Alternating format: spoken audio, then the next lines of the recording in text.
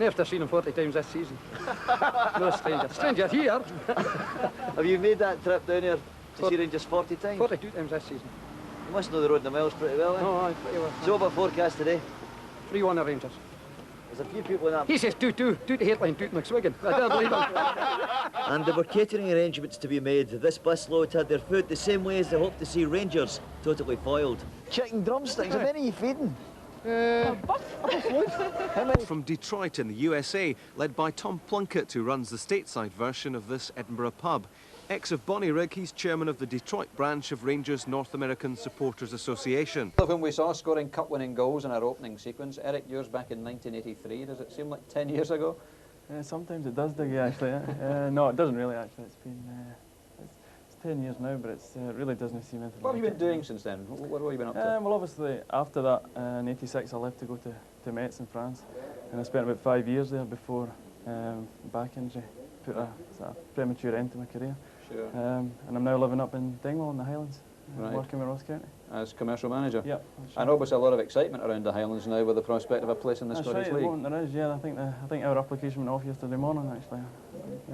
No, I think it's going to be a bit of biting and scratching just to see who's going to go in, but I think it's time it actually happened. And Sure, it's good to long see. overdue. Ali, you been doing much since 1983? Not a lot. No.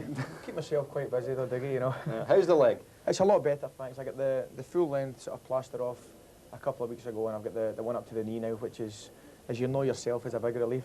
Sure. Yeah, this is a cup final tradition. I was in the Stookie last year, and you are this year. That's right. I don't know whose turn it'll be in Crowd 12 months. sympathy, you see, that's what it is. Yeah. How are you feeling this morning? Because, I mean, I know this week you've been trying to avoid getting caught up in the cup final atmosphere, but it must feel a bit strange now. It's really strange, Diggy. To be really honest with you, I went over to the hotel there, just to wish the lads all the best.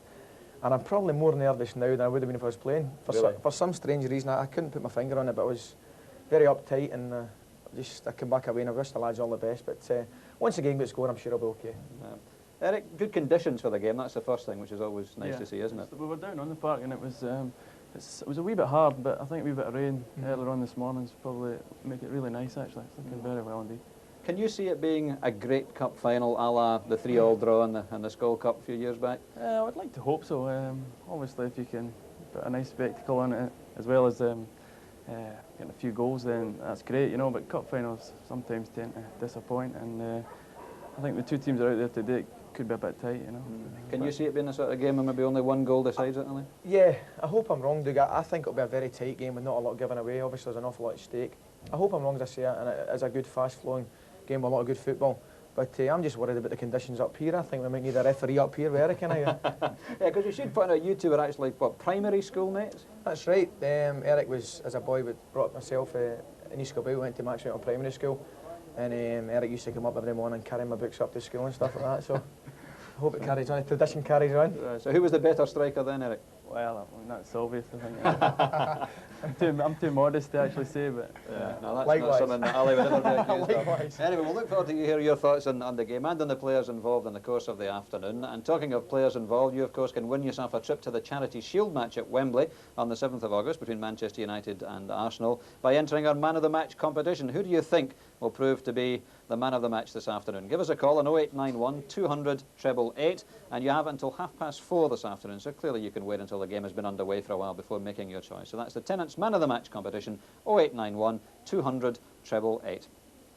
And talking of competitions, you may well have noticed over the last couple of weeks we've been running a competition to win tickets for the Scotland-Estonia World Cup qualifier on Wednesday at Pittodrie. We asked you who were Scotland's opponents the last time a full international was played at Pittodrie, and the answer... One unsung hero for Aberdeen, isn't he? Yeah, definitely. He's the type of person that could maybe do something in a cup final and maybe win you the game. He's done it actually before. He's scored goals in the cup finals for Aberdeen before. And a bit of an unsung hero, as you say, and I think he could be one of the key players today as well.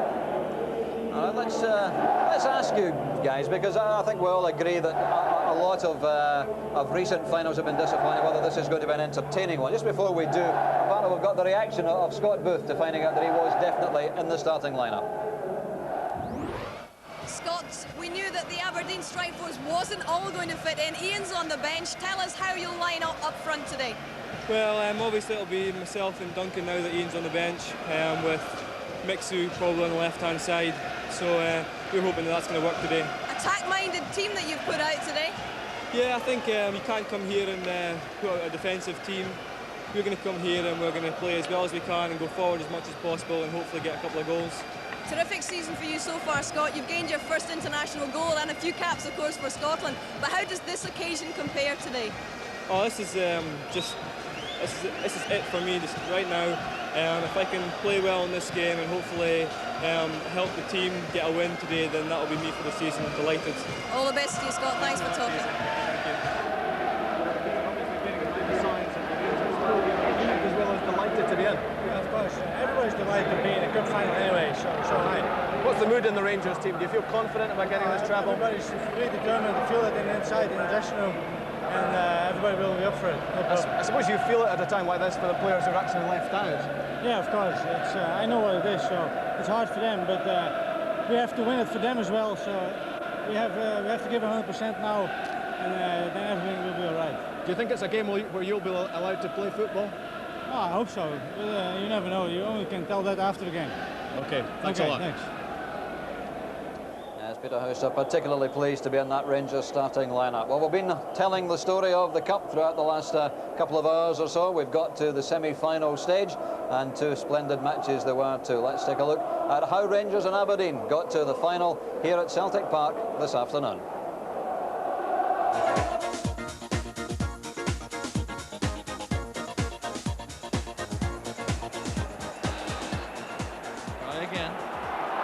Has space on the right, waiting for Baird to make his way into the area. There's Preston!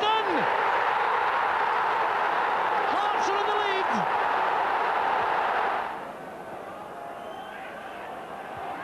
McPherson's header. McPherson again! The former Hearts player equalises for Rangers.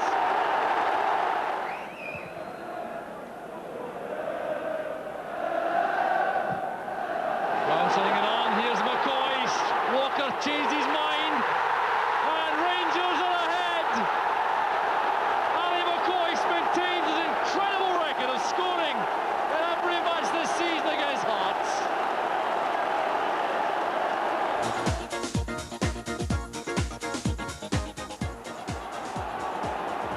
Now Smith. Keane is up ahead. There's Paul Kane. Great opportunity for Aberdeen. Kane into the middle, and Scott has scored. Scott Booth's 6th cup goal of the season for Aberdeen, and that's the one which breaks the deadlock in this Tennant Scottish Cup semi-final. Gary Smith's through ball was perfection. Kane found himself in yards of room. He got to the byline. The cutback was tucked away by Booth. The story so far, and we'll complete the story of the 1993 Tennant Scottish Cup this afternoon, right through to extra time and penalties if required. Last word from Eric and from Ali, then it has to be the prediction. I don't suppose either of you are going to surprise us. Eric, what do you think? I'll have to go 2-1 Aberdeen. 2-1 Aberdeen.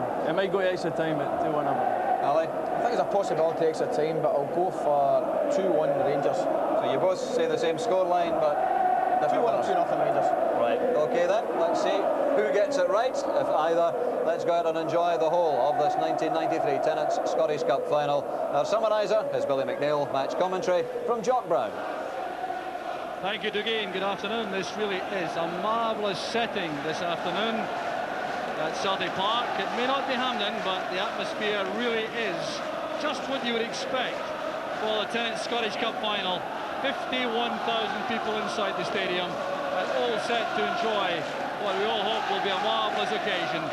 From Aberdeen, they've travelled from the north this morning, and they really are determined to make this a special day out. Conditions couldn't be better for the occasion, with the sun overhead and the playing surface absolutely immaculate. A tribute really to the Celtic ground staff for the way in which they've turned this stadium out this afternoon. And these Rangers supporters in the jungle, many of them, and round behind the goal to the right at the traditional Celtic end. And there's the jungle with the Rangers supporters populating that area. It will not be the last occasion, though, in which football will be played. There's another game coming up, a charity game on Tuesday, which will see the last time the jungle is in evidence without seating. And a sea of red and white, it really is a glorious occasion. Colour at both ends, and that red and white certainly makes a huge impact on the proceedings. These Aberdeen supporters here, I think, with high hopes of a tremendous end to the season.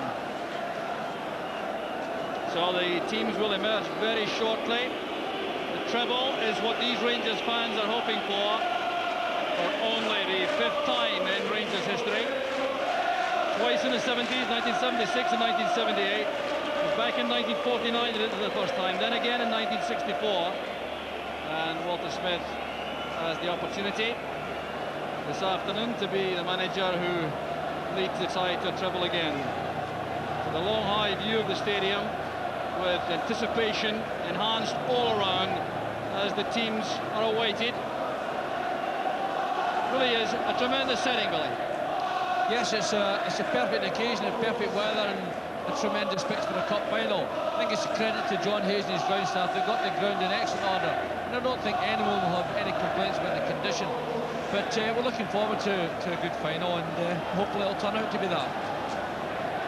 And of course, these team selections causing great discussion around the stadium before the match. But we're going to have a very colourful episode in just a second or two, with the balloons behind each set of goals about to be released. And that really will enhance the whole colourful scene very shortly indeed. Fans waiting for that as the activity goes on down below us. A tremendous noise around the stadium at this stage, with just about 7 or 8 minutes left until kick-off. The team's due out of the tunnel at any moment now. There's that big red bag there behind the goal, which will house all these balloons until they're released in just a moment or two. And at the other end, it's exactly the same situation. Well, it's the first time since 1921 the Scottish Cup final has been played here. It has been played 4 times in all: 1902, 1903, 1913 and 1921, and only 28,000 people were here to see Partick Thistle's only cup win. Well, some balloons already. The white sheet there with the balloons, and all the activity in the tunnel area suggesting the teams are preparing to emerge from the tunnel.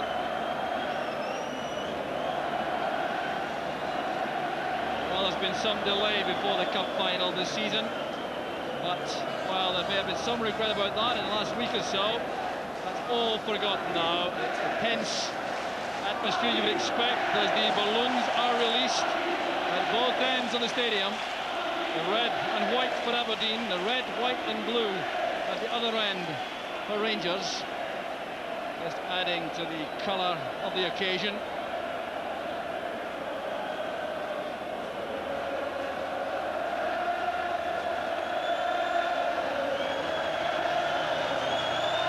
And the teams are now emerging, led by the match referee Jim McCluskey. His linesmen are Ian Cathcart and George Maguire. Fourth official there, Bill Crombie, with the spare balls and the substitute boards. The mascots lead out the two teams.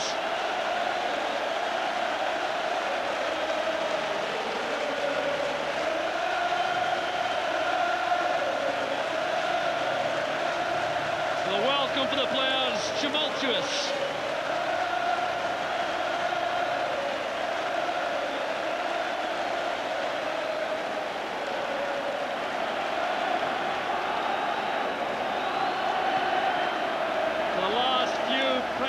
Tense moments before the start as the presentation party emerges there from the tunnel, led by the new SFA President Bill Dickey from Motherwell, Sir Hector Munro, the Minister with responsibility for sport in Scotland, and then the officials of the clubs with the Chief Executive of the SFA, Jim Farry, bringing up the rear. David Murray, the Rangers chairman, making his way to his seat in the director's box.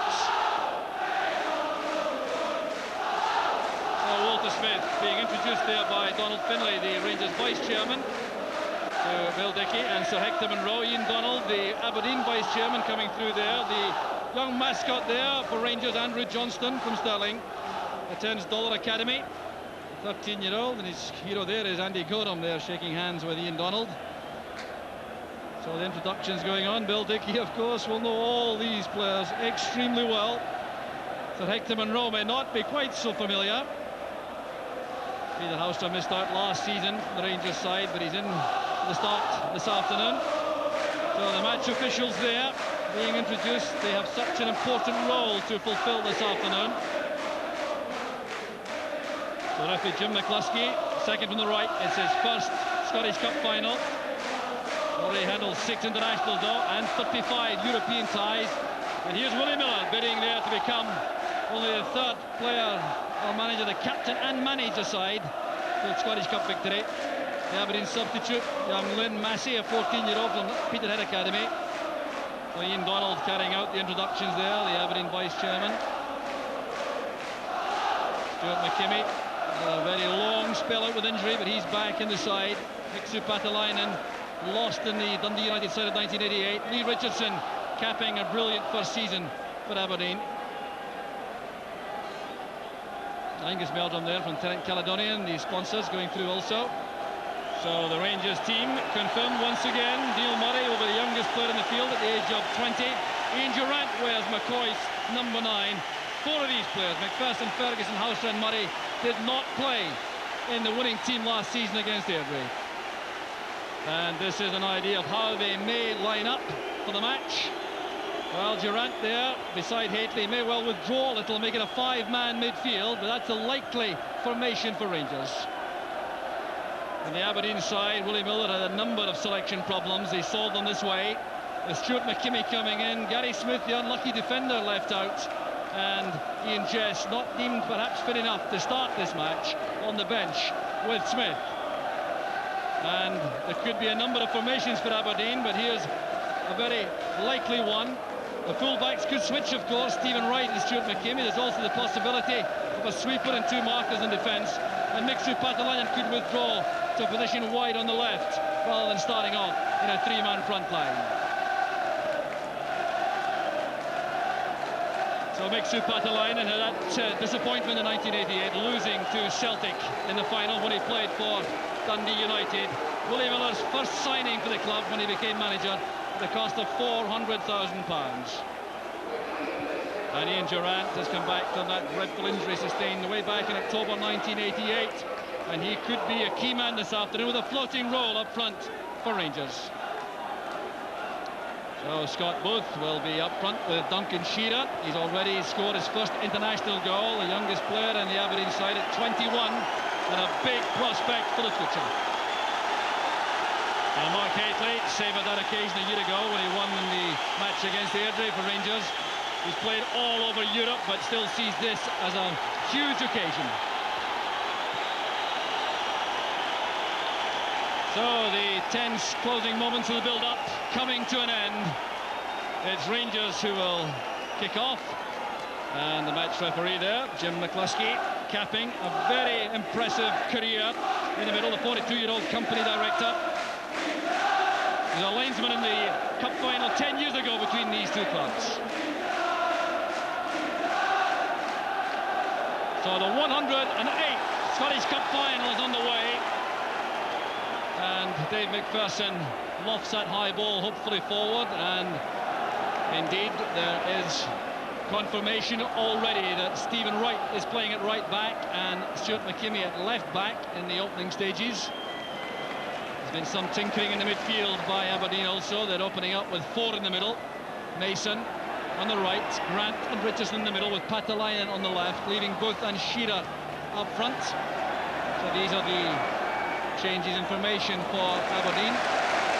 For Rangers though, it does indeed look as though Ian Durrant has taken up a withdrawn role, leaving Mark Haitley as a lonely spearhead up front. So that will give the Rangers midfield players like Ian Ferguson and Stuart McCall a licence to come surging forward in support of Haitley. So John Brown has had his best season without question of his career so far, hoping to cap that with another Cup Winners' medal. There's Duncan Shearer, his first Cup final. Now Paul Mason, looking for Patalainen, an ambitious first-time effort. There's Brian Grant. And a fine effort there by Grant. The referee's given the goal. Grant thought that Gorham did a touch. But what a very sprightly start here by Aberdeen. A miskick initially by Patalainen. The first-time effort from Grant appeared to come off the outside of the post. Well, it's a very positive start by Aberdeen that they push 3 players forward. They look to be testing Rangers at the back, and they're really having a go in the early stages. So this 10th Scottish Cup final getting off to a marvellous start. Goff going in very late indeed on both. Well, Richard Goff's had a lot of injury problems this season. Such an influential member of that defence. The organiser, and Scott Booth will test him to the full this afternoon, I've little doubt. So a free kick pumped in here by Alec McLeish, looking for Irvin. He was marked by Goff. It's kept in by Mason. No, it had gone over for the goal kick. So an interesting formation that, with Aberdeen opening up, matching Rangers 4-4-2. Brian Irvin, the scorer of 8 goals for Aberdeen this season from centre-back, a very impressive tally. There's Durant. Murray's pass, looking for Haitley. A push in the back there by Haitley on Irvin. Clear foul by the Rangers striker.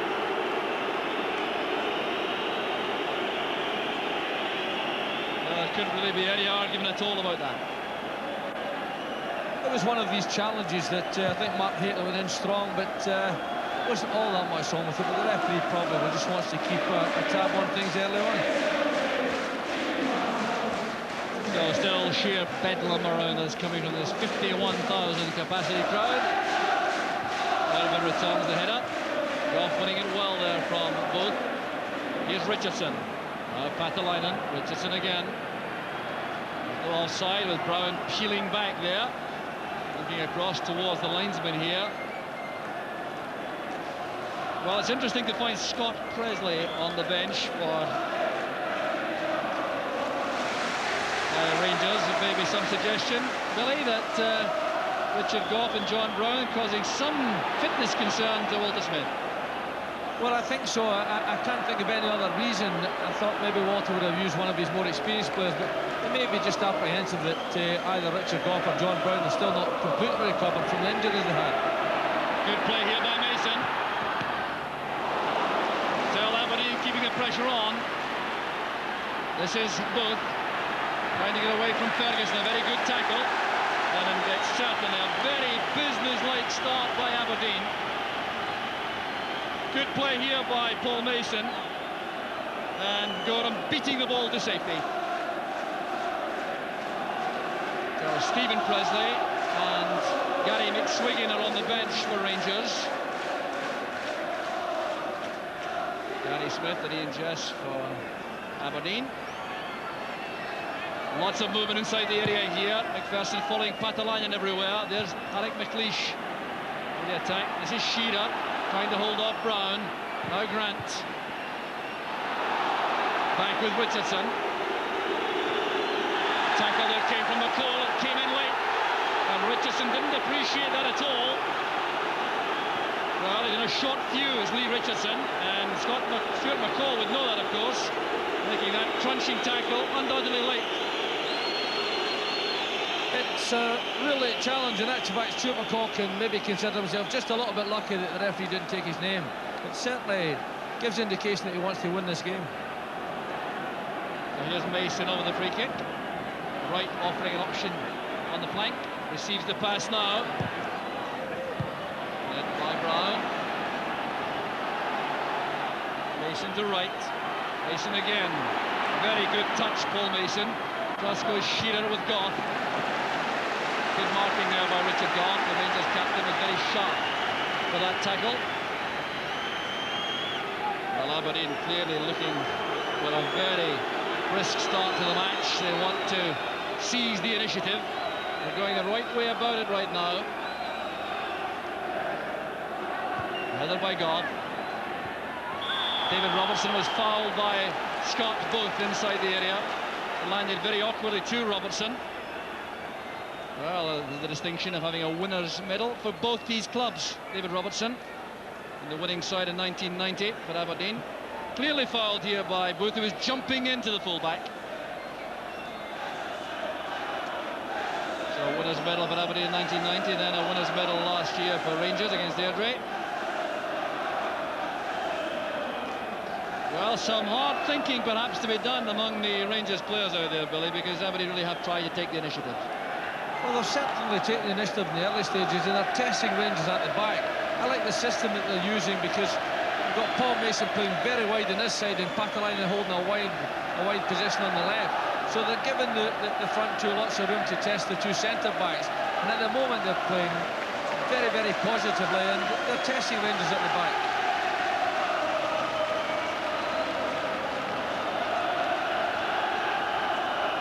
So the Rangers supporters realise now, they didn't know it before, they're in for a very tough match this afternoon. Hadley's head up. Good covering play there by McKimmie. He's put under pressure though by Durant. Support comes from McPherson. Durant takes over again. This is Murray.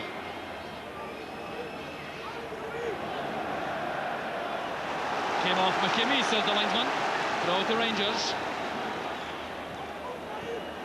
Durant over-hitting the ball, and that first concerted Rangers attack of the match ends in a goal kick to Aberdeen.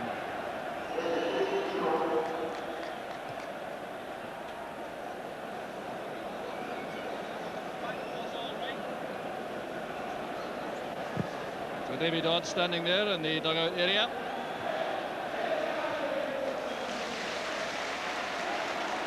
There's McKimmie's clearance, and the offside flag is up against Scott Booth.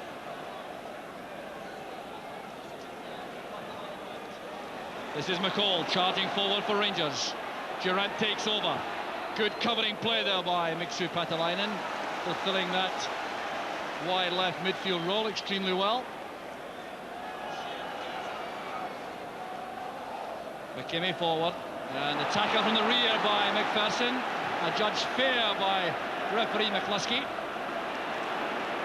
Here's Richardson, very powerful. Got a hefty collision there with John Brown. The result is a throw to Rangers. The referee indicating Richardson had the last touch. Well, the fourth official, Bill Crombie's had to have a word with some of the Aberdeen coaching staff. They reacted very strongly to that tackle by McPherson on Patalainen, and Bill Crombie had to go across there to the dugout. Drew Jarvie and Roy Aitken not at all happy with that tackle, making their feelings plain. This is Shearer. Very good first time pass. Paul Mason. Stephen Wright was powering past him on the outside. Comes off David Robertson's face. Here's Neil Murray. McCall charging through the inside left channel, supporting Mark Hateley. Good play by Irvin. Trying very hard to prevent the corner kick. Trying unsuccessfully. But he really did keep his eye on the ball there as Hateley tried to control that on the run. Good defending by Irvin. So Durant will take the corner. Goff has gone forward, so has McPherson. Headed away by Irvin, who was marking Hateley. That's John Brown. That is Mason's header. Here's McCall. Robertson at the back. And that played much too long for Hateley. It turns to complain to David Robertson. They wanted the ball pitched into feet.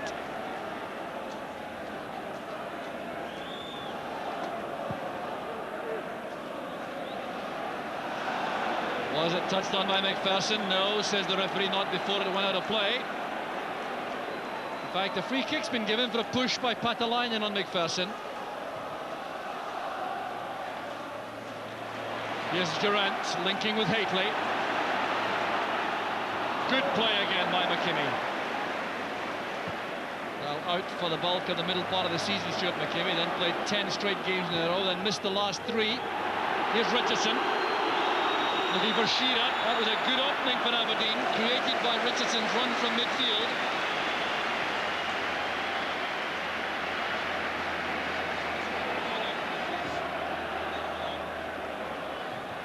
So the header away by Irvin.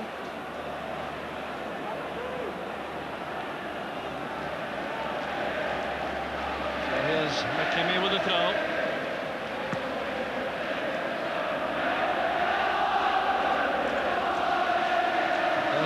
Larson's header. McCall.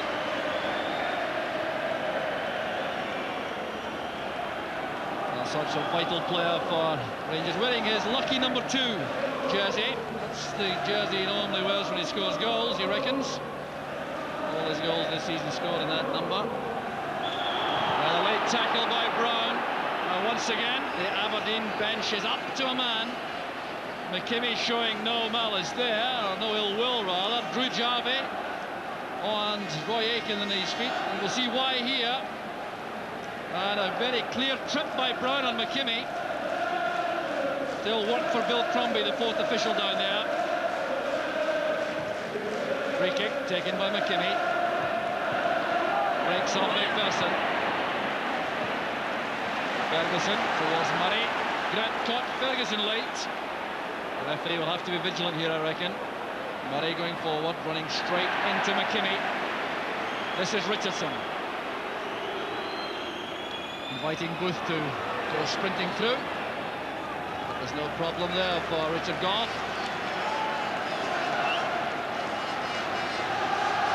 So Richard Gough now has had the disappointment of 3 losing finals for Dundee United, then for Spurs in 1987, then for Rangers in 1989 before winning a year ago here in Glasgow, but it was over at Hampden, of course. That's Haitley. Oliver Halsham had to be quick to reach that. He didn't make it. Linesman flag up on the far side. Halsham's had very little chance so far in the opening 13 minutes to demonstrate his trickery on the left flank for Rangers. Yeah, it's been a nice brisk start to the cup final, and we've seen some determined play in the early stages from Aberdeen. Richardson made some good breaks forward, but unfortunately for Aberdeen's final pass just picked out a man. But Aberdeen must be happy with the way they started the game. Here's Durant in that support role to Haitley. McCall looking for Haitley. It's a great ball in. There's Durant. Terrific play there from Rangers and from Mark Haitley in particular. Ian Durant under severe pressure here. The great ball from McCall. I can look at the direction here from Haitley, looking for Durant, with 2 defenders challenging, and that enabled Stephen Wright to tidy up for Aberdeen.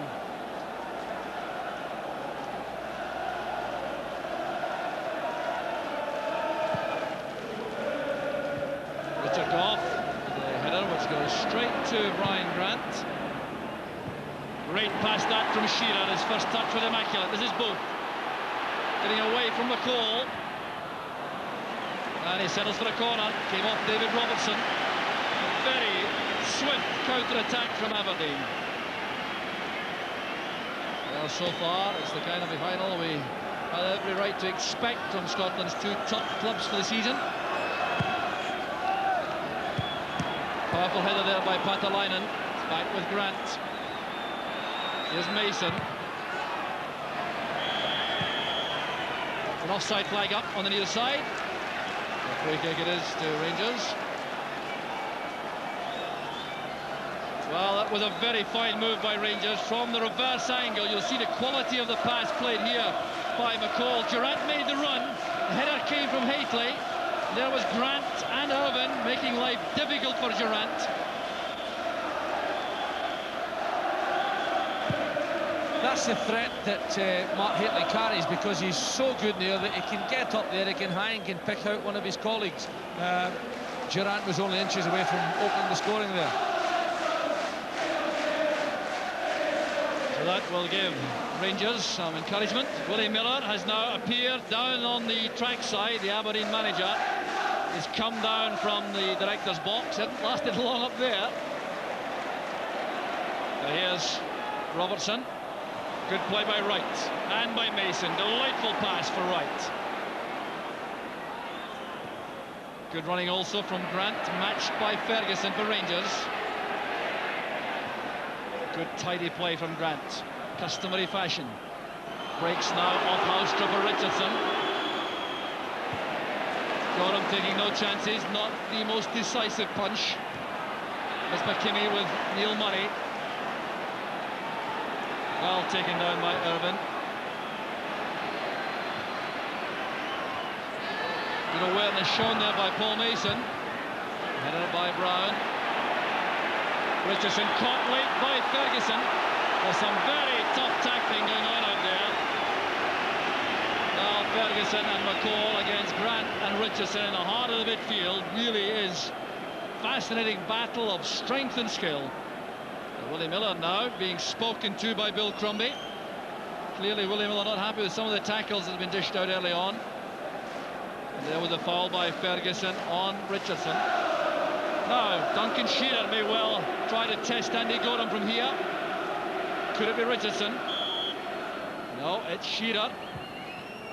This guy's pass to McKimmie. Brian Irvin is there. There's a good header across the 6-yard line. Entitled to expect some support coming from that area, Irvin. And the counter-attack is on. There's Murray. And excellent play by Snelders. Fine goalkeeping by the Dutchman. And what a great ball it was also from Stuart McCall from that deep position, looking for Neil Murray on the break. Well, it's a match which is shaping to be something of a classic. We've had total commitment, a lot of skill, some good passing, some tough tackling. There's Scott Booth. Misunderstanding there with Patalainen. Cross goes David Robertson. The free kick goes to Rangers. Well, I've always got some sympathy the player is trying to keep the ball in play, as Booth was trying to do there, but guilty of a bit of wrestling on Robertson. Well, Scott Booth doesn't agree with the referee. Headed on by Haitley. And Durant is bundled over there by McLeish. McLeish complaining bitterly that his jersey was being held all the time. That's why he is so incensed. We'll see there a bit of a battle between McLeish and Durant. Well, he said a few words too many for the liking of referee McCluskey, the Aberdeen captain.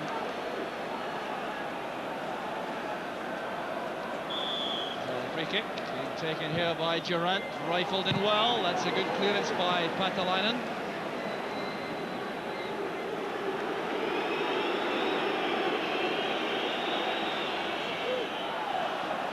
Richardson helps it on. There's David Robertson. Another casual, hopeful ball forward. McKimmie being invited to send that wide on the right for Mason, who slipped at the wrong moment for Aberdeen. There's McCall, full of hustle and urgency as usual. And now Robertson. Halstrap. Good challenge there by Stephen Wright. Halstrap trying to get back. The throw it is to Aberdeen.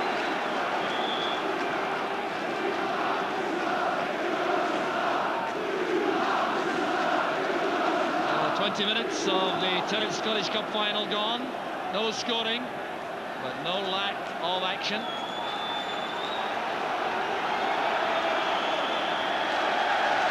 Foul throw given against Stephen Wright.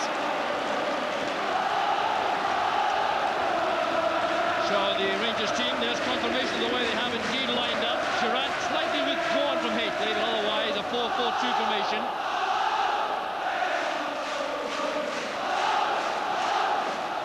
Haitley helps it on. There's Neil Murray looking for Durant. The interception by McKimmie. This is Richardson. Goff's header helped on by Ferguson. There's McLeish. Now Grant. Well, he was trying to pick out Paul Mason on the right. Some signs perhaps, Billy, that Rangers are creeping back into the match. Yes, it's still an open game and it's still very much cut thrust, but certainly I think in particular Stuart McCall gets a reputation for being a hard-working midfield player. But we've seen those two passes early in the game that he was able to open up the Aberdeen defence, and certainly the threat of Haitley was apparent. So Stephen Wright performing with a kind of skill which had earned him a place in the Scotland side.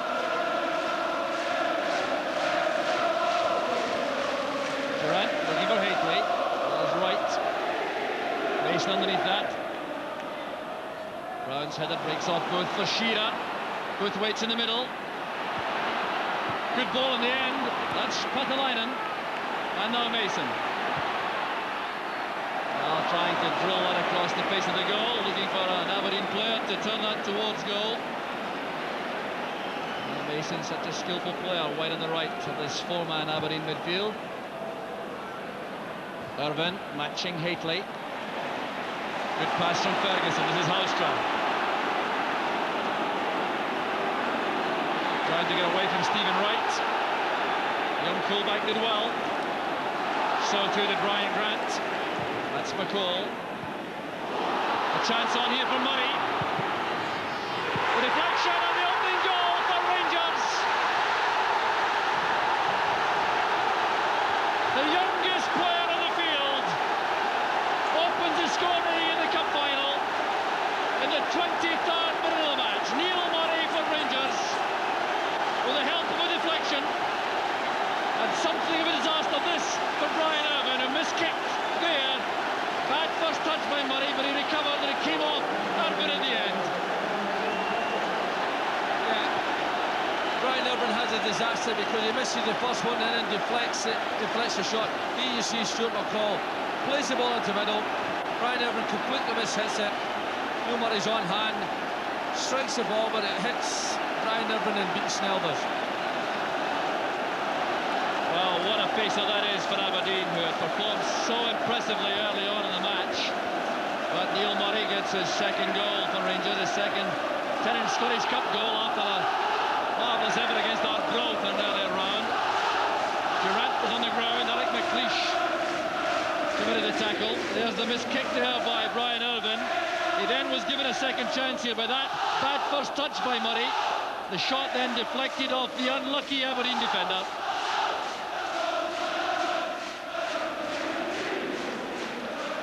This is Ferguson, and now Stuart McCall. Goff has lots of space. Durant looking for Ferguson. That's Brown. Mason's header collected by Stuart McCall. Charged down by Grant. Alec McLeish, I reckon, will be a very important player now for Aberdeen. The captain will have to reorganise and motivate his teammates, make them believe again. And he also will have to ensure that Brian Irvine is not in any way despondent as a result of that misfortune. There's Richardson, now McLeish. Looking for Patalainen. Challenging with McPherson. That's towards Shearer. Two defenders are there. There's Mason. Great defending by Brown. He was very quickly in on Paul Mason. And he had to be. It was a very good chance for a split second there for Mason. Until Brown arrived.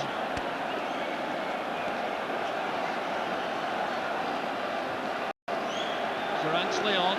This is Ferguson.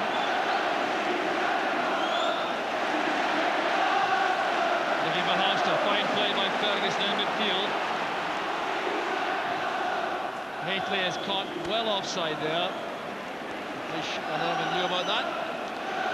Well, we had an idea of the Aberdeen lineup before the match, but this is the way they have actually turned out this afternoon. A 4-4-2 to match up against Rangers. Hook and Shearer are the front men. Mason and Patalainen wide in midfield. The engine room is Grant and Richardson.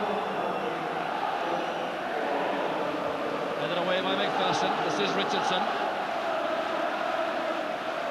Patalainen's cross comes off McPherson. Hooked away by Ferguson. Very sure-footed clearance. That's McKimmie. Stephen Wright called for that square.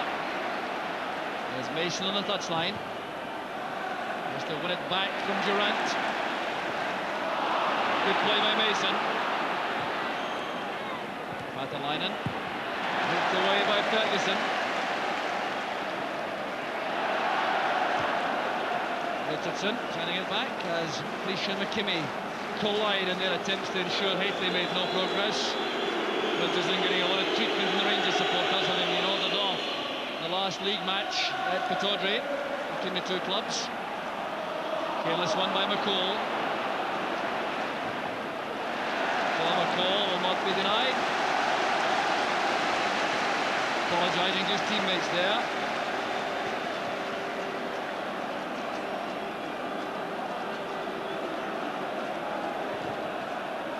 Irvin sends it across. There's Miksu Patalainen. And now Hateley.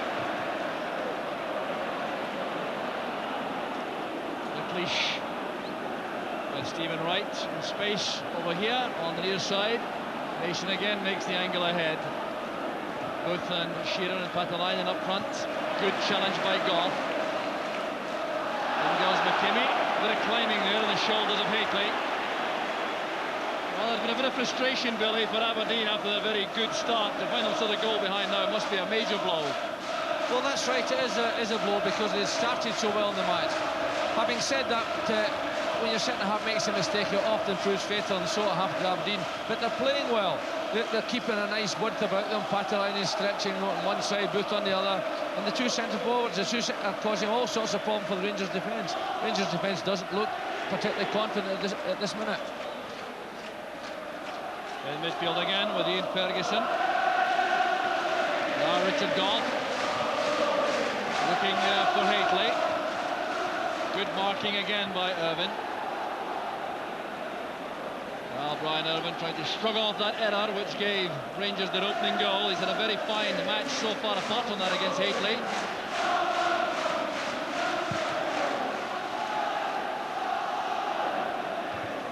David Robertson's header. That's Hateley. Alstra under pressure instantly from Mason. Durant took up good position ahead. That's for Murray. A chance undoubtedly for Neil Murray there. Took up excellent position coming in from the right, and Snelders kept his head, timed the dive well. It's a nice little ball from Ian Durant, and Neil Murray makes a run inside the full-back, but just a little bit of bad control. First touch let him down, and Snelders was able to take the opportunity of a second goal away from him. Some encouragement though undoubtedly for Neil Murray, the way in which he was able to run off his marker.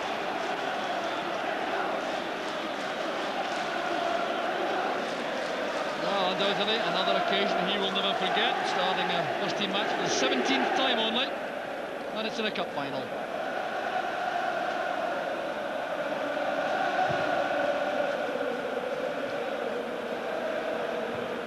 Patalainen and Richardson.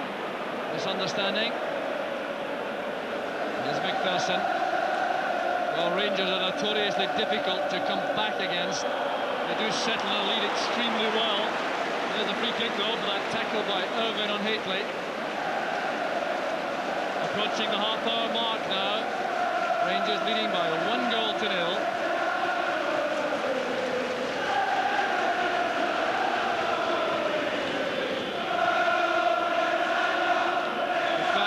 In the box. Ferguson apologises to his teammates.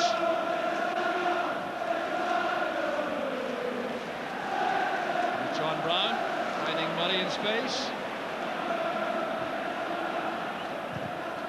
McKimmie's clearance. Good play there in defence from Rangers, trying to keep possession. This is Durant. Taken out late by McLeish. Hateley finds Houstra. The advantage will applied, I think, by referee McCluskey. Here's Houstra. Back it comes to McCall. Durant has dropped back out of the penalty box. And no real threat there at Snelders. But only McLeish, I think, with a very fortunate player. The referee took such a liberal view of that challenge on Durant. Yeah. Durant's playing a difficult role, and that's why he tries a snapshot here, but he's playing a difficult role for Aberdeen to cope with, and I think Alec McLeish and Brian Irvin having a little bit of difficulty. He's not playing as a conventional centre forward, he's dropping off just that little bit. He's been given a bit of freedom, and I think Willie Miller will be just a little bit concerned at how easily Martin Hateley is making a bit of space for himself. Well, the David Robertson heads it out for the throw.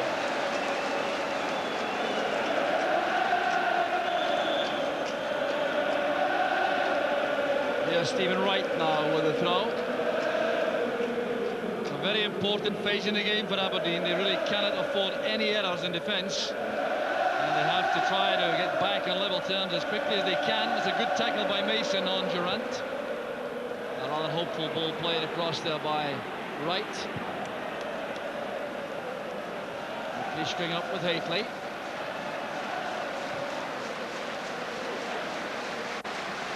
Shearer with Robertson. Throw goes to Aberdeen.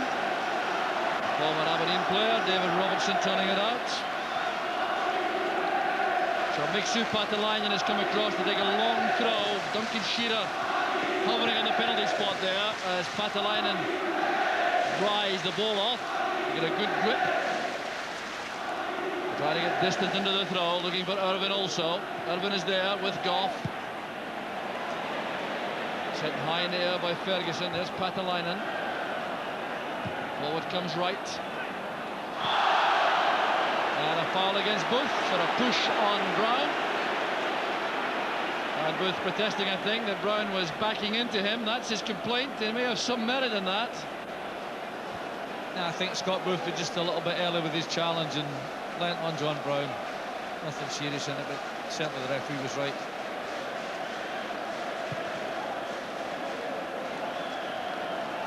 Haitley doing well against Irvin again, but always under pressure.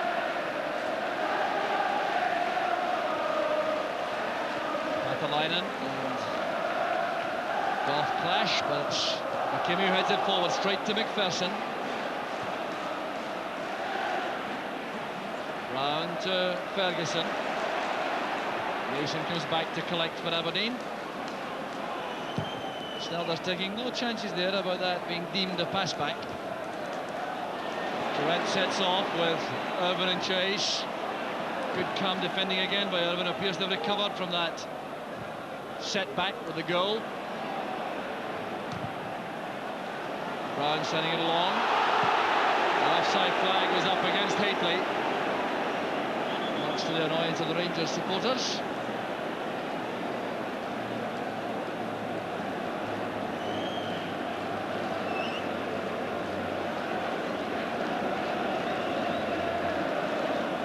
Patalainen signalling for the ball from McLeish. He is the target. Carson wins it well. Murray towards Durant. There's Murray again. Tackled well by Richardson. Kimmy using Snelders. No question about that being a pass back.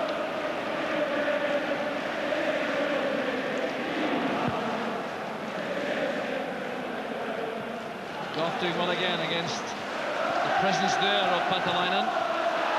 Booth going in heavily on McPherson as the clearance was made. The referee will take action against Booth. He's going to book Scott Booth.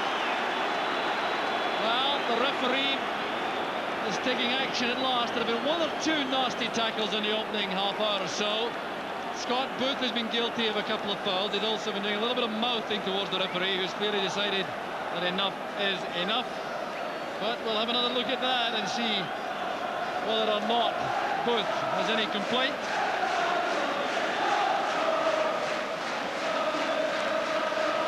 Yeah, I don't really think Scott Booth can have any complaints, but I think what got his name taken in actual fact, he's been having a little go at the referee verbally beforehand, and I think when you do that, you always run the risk of having your name taken shortly after. You can't really complain about that at all. Well, it's certainly one of the sadder aspects of the game, the way in which forwards' late tackles and defenders have become so prevalent. There was that long ball forward which preceded the Booth incident. So Gary Smith and Ian Jess warming up there, and David McPherson taking a long time to recover, giving some hopes, of course, to young Stephen Presley, who would be the replacement for McPherson. There they are, Presley and McSwiggan. And McPherson's back on his feet.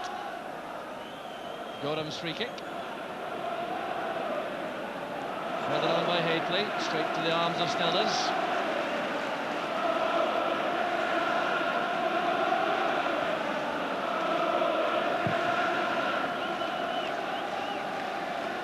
Shearer going up early, broke kindly for Aberdeen. That's Patalainen, came off Booth, who was trying to come back to remain on side. A very hefty challenge that. McLeish on Hateley. Well, the Aberdeen players, without question, are now harbouring a very severe sense of injustice against the referee, I think. They've been complaining bitterly. Willie Miller, Roy Aitken and Drew Jarvie also showing that they're not at all happy with the way things are going out there. Referee McCluskey having a tough task to keep this totally committed match under control. In goes Stephen Wright for Aberdeen. That's McCall. Haustra. Durant takes over. This is McCall. Haustra again. Hateley peels off to make space. Neil Murray trying to control that. Was there a handball? Whether or not there was, it's a corner kick.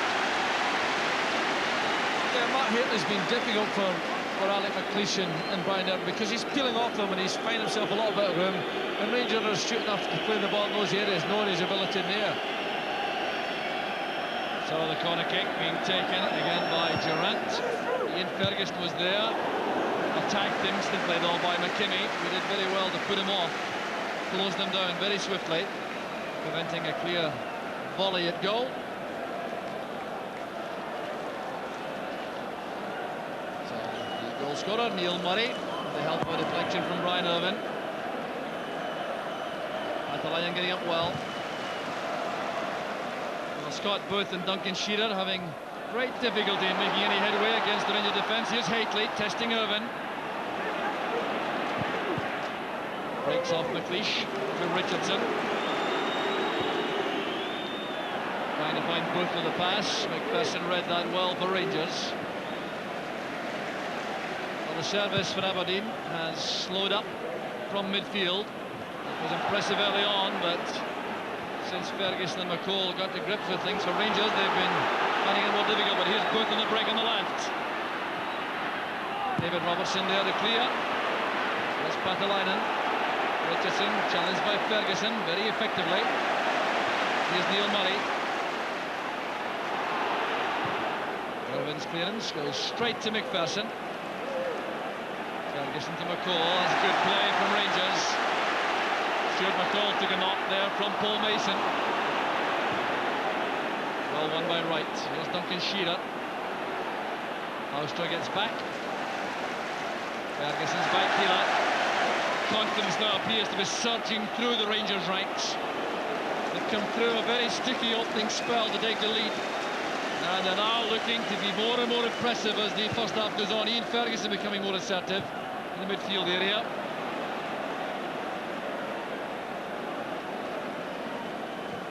And on the track, Walter Smith is now looking very agitated down on the dugout area. There he is. He was gesticulating furiously a moment ago to his players.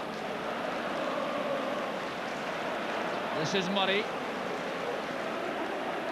And now Durant. Tackled very heavily indeed by McLeish. McLeish is going to be booked. Well, there are clear signs that Alec McLeish's total commitment is just beginning to bubble over a shade. He's been complaining bitterly about a number of decisions made by referee McCluskey, and he allowed himself, I think, just to lose the head a fraction. And that final challenge on Durant, the last straw for the referee. So a second booking for an Aberdeen player. McLeish joins Booth. We'll see why. Yeah, Alec was just a little bit rash there. I think what's frustrating him a little bit is that Ian Durant's dropping off. He's not making himself easy to mark, and I think both Big Alec and Brian Irvine just become just a little bit frustrated. And undoubtedly, Big Alec's frustration showed through there. So a discussion going on there, Willie Miller with Drew Jarvie and Roy Aitken, considering the options available, wondering how they can turn the game around again. Rangers have taken a grip now, without question. They have that precious lead. 3.5 minutes remaining in the first half as Patalainen clears. That's Shearer, and now Mason. And very good play again from McCall. He was so quickly across on Mason.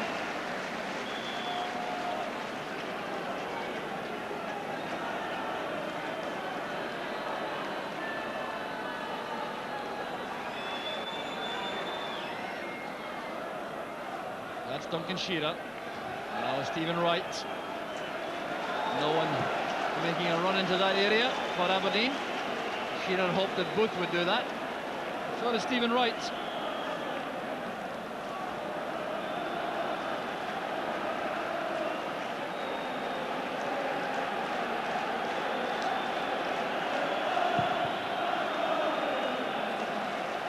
Touched on by Haitley. This is Durant. Haitley again. Strong play by Wright. Haitley's clear. This is danger for Aberdeen. And a magnificent goal from Mark Haitley. The second for Rangers.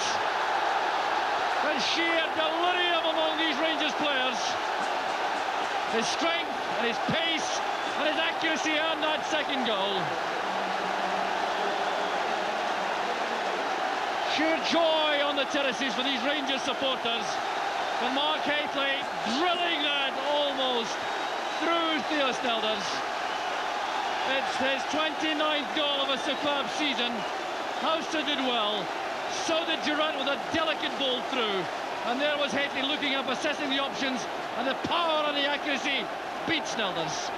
It's a delightful little bit of play, but Mark Haitley looks so strong, looks so quick. He's obviously benefited from the couple of weeks' rest, and they fairly bulleted that ball home. But it was the power of his run and the timing of his run. If you look at the timing, you see him, he goes right past the Aberdeen defence, looks up and smashes the ball into the net.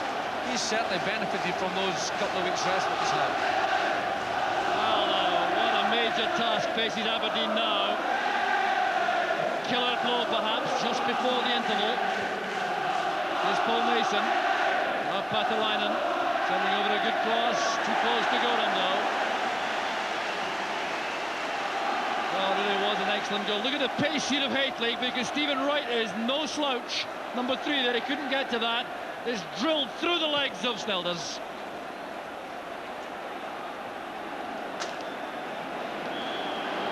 Clumsy challenge by Ferguson on Richardson. The free kick taken swiftly by Grant to Mason. A real test of character now for Aberdeen. A match which began so brightly for them. That excellent opening 15 minutes. And now they trail by 2. Stephen Wright couldn't pull that across. It is a goal kick to Rangers.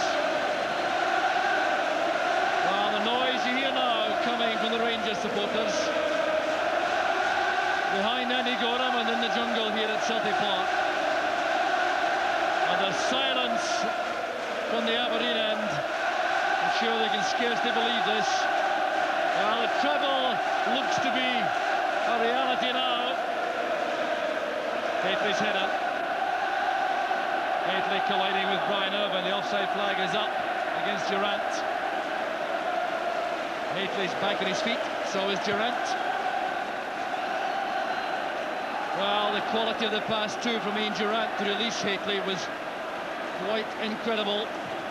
Deftest of touches. Here's Patalainen. Patalainen again with Ferguson. Gorham under pressure from Shearer. Kept his eye on the ball all the way. We're into injury time in the first half. There's been quite a lot of that. No joy in front of goal for Duncan Shearer so far this afternoon.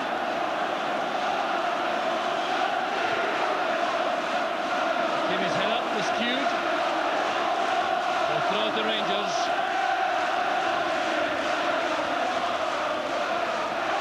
So we're close to the interval whistle now, and Rangers will be very, very content to go in with this scoreline, bearing in mind the way the game opened up. Durant tackled by McLeish. There's Mason. And now Richardson. Hauser did well. Nathan McGee run across the box. Ball's played beyond him. There's McKimmie. In trouble there against Murray. Brian Grant picks up the back heeler. And the presence there of Ferguson forcing Grant to play the ball out for a throw. The half-time whistle goes. Neil Murray, the scorer of the opening goal in 23 minutes, with the help of a deflection from the very unfortunate Brian Irvine, who made the initial error. But then the game looks to be made much safer now for Rangers by Mark Hateley's 29th goal of the season. That superb run and shot from the tight angle, leaving Aberdeen with a daunting, difficult task to come in the second half, trailing Rangers at this stage by 2-0. Billy, a tough task for Aberdeen. Yes, undoubtedly. They will regret the opportunities that presented themselves in the early stage of the game when they had control. But gradually, Rangers fought their way into the game.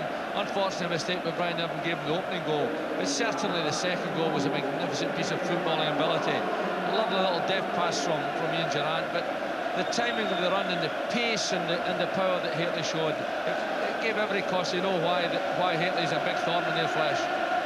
Well, the first half without any shortage of incident has been tremendous entertainment, and still these Rangers supporters, in savouring the moment to the full, they seem to believe now that the treble is something of a certainty. I've no doubt in the Aberdeen dressing room, Willie Miller will be doing all he can to change all that, but for the moment it's jubilation for these Rangers supporters, and they look to be very much in the driving seat in this 10th Scottish Cup final. Half-time, it's Rangers 2, Aberdeen 0. With that, back to Dougie Donnelly. Yes, thanks, Jock. All the half-time songs and celebrations among the Rangers fans. Obviously, Ali McCoist nearly broke his other leg leaping in the air when the second goal went in. You have to feel a little bit for Aberdeen, because the first 20 minutes they dominated, Ali, didn't they? Yeah. I'd be lying if I said otherwise. I was a bit worried if opening 15-20 minutes. I felt Aberdeen were a more composed team at the start, played some good football. A little bit unlucky in the first, I think, the first 2 minutes when Brian Grant hit the post. Sure. But I felt when we get the goal, which was slightly against the run of play, we've taken control then. And from then on in, there's only been one team. And the second goal was a magnificent goal. It was. Any prospect of the Aberdeen heads going down, Eric? Because that was a real stunner, the second goal, wasn't it? It certainly was, especially coming just before half-time. As Ali said, I thought Aberdeen started really, really well. They looked very composed. They created about 3 or 4 chances, good chances, before Rangers scored. But since Rangers scored, they've gone to pieces, really. Let's take a look at that early shot that the boys were talking about from Brian Grant, or early header, in fact, which at this stage might well have given. It was a shot, of course, not a header, and that obviously could have made all the difference, couldn't it, Eric? Yeah, great hit, really early actually. I think it was only after about first minute or two, was it? That's right, a minute gone, yeah. A minute gone, and if that one goes in, then it's all changed, isn't it? But, he met it really well. He hit it perfectly. And I don't think you'll probably argue with me, but I don't think Andy was saving it had it been in target. No, I don't think he was there. I don't think he was getting there. And yet at the other end, Mark Hateley was already beginning to make an impression, and he very nearly set up Ian Durrant for a goal, didn't he? He did, but the wee man for me has been an outstanding player in the first half, because he's playing in that zone, Dougie, but it's very difficult to mark. Aberdeen don't know where the defence to pick him up, or their midfield to drop back and pick up. This is a lovely ball from Stuart McCall. Mark's just peeled away what he does at the back stick there, knocks a great header across, and the wee man had my head on there, I think. Eric, any thoughts on that one? Could Ian Durrant maybe have been expected to do better with that? I don't know, there was a lot of pressure. There was 2 Aberdeen defenders coming in. I mean, the ball was kind of waiting up there, you know, for him. Very difficult, very, very difficult. It was a great move though. I mean, Stuart McCall, Mark does that very well. He just peels to the back post, and he's very difficult to mark. Stuart played a lovely ball and knew where to find him. That's right, Hateley created the space for himself, didn't he? But Aberdeen were always threatening at this stage in the game, in fact, and I mean, Duncan Shearer was causing a lot of problems at this stage, Eric, wasn't he? Yeah, he had a few chances. There was one particularly that, I don't know what they show here, but you see the ball is played wide to the full-back. We all expected Duncan Shearer to hit it, actually. It's a good header across. I must admit, I was a little bit worried when Aberdeen got that free kick, because I thought Shearer was going to hit it, because he's got the pants are short. Actually, he done the very same thing up at Dingwall and put one straight into the stanchion. But John Brown, once again, a rock in the centre of that Rangers defence, isn't he? He's soaking up everything Aberdeen are throwing at him. He's immense, Bomber. I'd certainly rather have him on my side than play against him, put it that way, Dougie. He just epitomises all that's good about the modern footballer. That's right. Duncan Shearer showed some lovely skill, in fact. This particular little taking out the cross and the volley and sending it out wide in the right was a lovely piece of football. Yeah. I think it's coming here, it was magic. I mean, Duncan... Superb. Yeah, he perhaps doesn't get the credit he deserves. I think everybody just looks on him as an out-and-out goal scorer. But he showed some lovely touches here. This is the one that just gets stuck in his feet. I think he's... This is a separate incident, in fact. Just can't get away from underneath his feet there, and he's standing on it. That was a real bonus for us, actually, because if he'd crossed the first time, I think it was Booth that was Booth was in, yeah. He was just in too early, actually, at the end of the day. Couldn't get across quick enough. That's right. But at this stage, they were getting the Rangers' defence turning and definitely causing problems. And I thought getting a lot of space down the flanks, particularly down that right-hand side, Ali. Yeah, I felt a little bit, I was a wee bit worried, a little bit concerned that we weren't closing them down quick enough, and they were free getting the crosses in freely without any challenges on them. But as I say, since we scored the first goal, we seem to have put paid to that problem for the time being. Let's take a look at the goal then, which broke the deadlock. Came almost exactly halfway through the first half, and obviously an element of luck about it. Let's just see exactly how the ball ends up in the back of the net here. Stuart McCall involved again. Yeah. I think it's a bad first touch, actually, by Murray. I'll not be too happy with his first touch there. And it's amazing, actually, because first of all, Big Brian, unfortunately for Big Brian, he made the mistake here where he miscues completely. And Neil doesn't take a good first touch at all, and then gets the lucky break. But it actually comes off his back foot, I think, doesn't it? I mean, it has to go down surely as an own goal, Eric, I would have thought. Come on, Eric, stick up for the strikers. I've got to go for the strikers again. Yeah, I'll give it to Neil Murray. I mean, I would be going. I'd be too happy not to be awarded that one myself. I was never winning that argument with two strikers sitting beside me, but I don't know if the shot was hitting the target, was it? I don't know, he was certainly hitting the right side of the area. The fact that it was going across the goal as well, which is always dangerous. Which was the right thing to do. Yeah. And I think it came off Big Brian, unfortunately, and it went into the net. I mean, I wasn't saying that at the time, I must admit.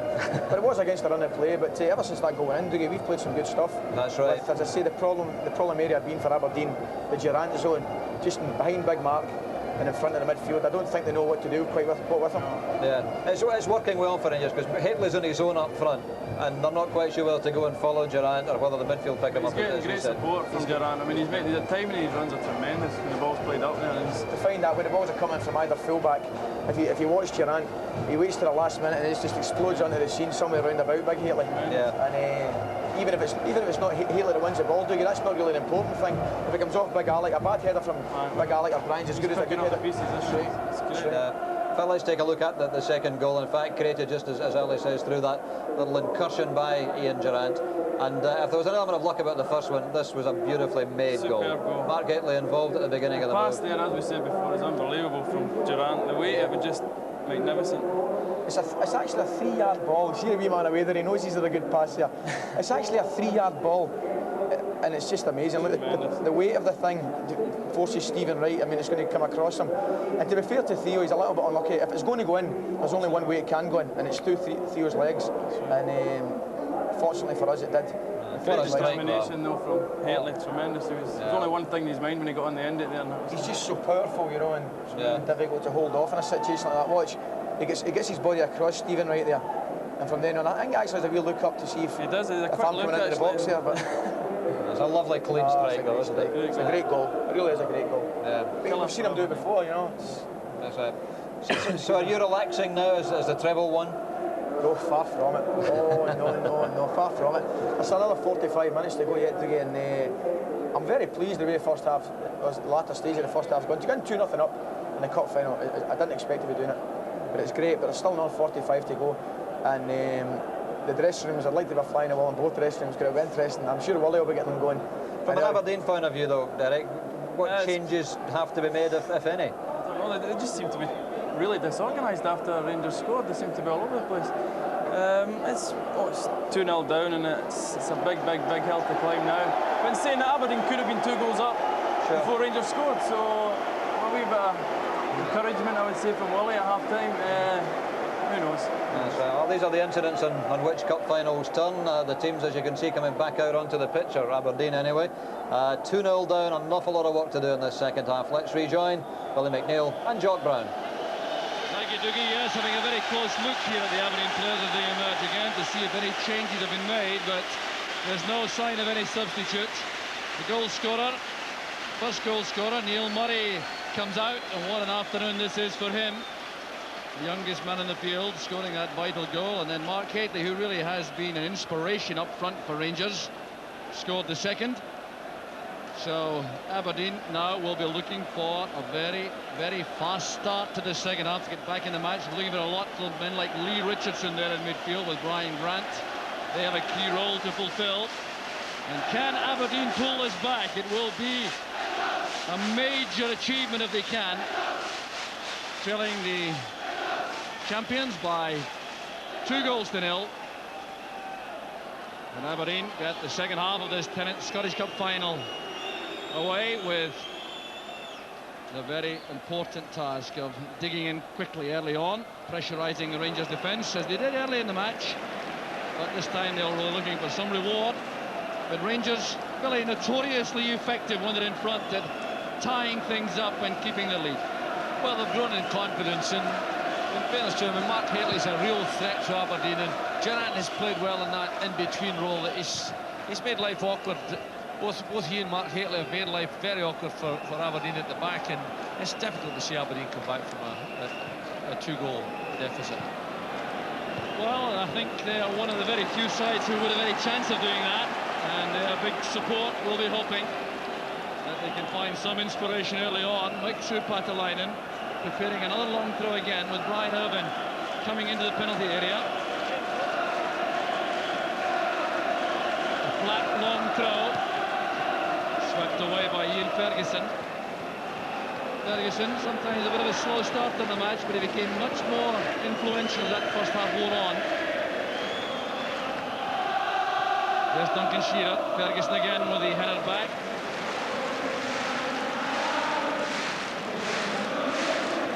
We're looking for any tactical alterations, and there have been a couple made by Aberdeen. They pushed Mixu Patalainen through the middle now in attack beside Duncan Shearer. Scott Booth has withdrawn to a wide left midfield position.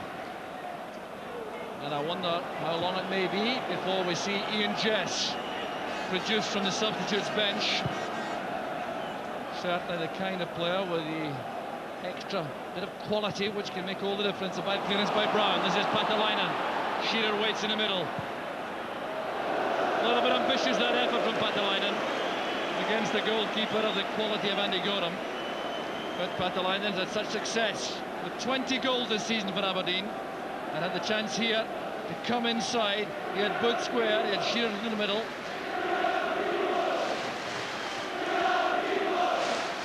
He comes inside, he on his favoured left foot, makes a position himself, but never really troubled Andy Gorham at all with that.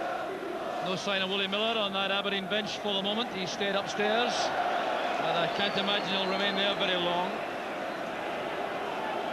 So Booth now in that wide left midfield position for Aberdeen. That's McKimmie. So Scott Booth normally playing on the right flank when he drops back, as he did so effectively in that game at Pittodrie when he made the winning goal for Duncan Shearer in the league earlier in the month. That's Stephen Wright, beaten by Hallström. Durant. Determined play there by Irvin. Cross goes John Brown. A kind break there off his heel to McCall. There's no offside here. David Robertson breaking. Well, at the moment it looks as though Aberdeen are able to get their foot in the ball in the middle of the field and play these telling passes forward to the front men. And that's because of the snapping attentions of men like Ferguson and McCall in that area. There's Brian Irvin. Patalainen. Grant playing it wide. An awkward one for McPherson, who he judged it well.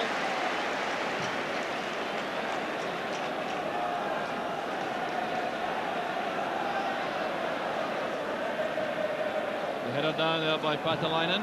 Richardson went in strongly on Murray. This is Booth. Trying to take on McPherson. They made that rather obvious. Good play by McPherson. Header down by McLeish, collected by McKimmie. call, I think, from Robertson to Brown. Houstra testing the pace of Mason. Good running by Houstra. And a good ball inside. Here's Durant. He has Haitley in support. Ryan Grant did well getting back. The match restarting at a hectic pace. It's McKimmie. Patalainen's header. No one supporting from midfield. That's another problem for Aberdeen at the moment, getting men into the box from midfield. Richardson and McKimmie having something of a debate in the middle of the field. Goff's header.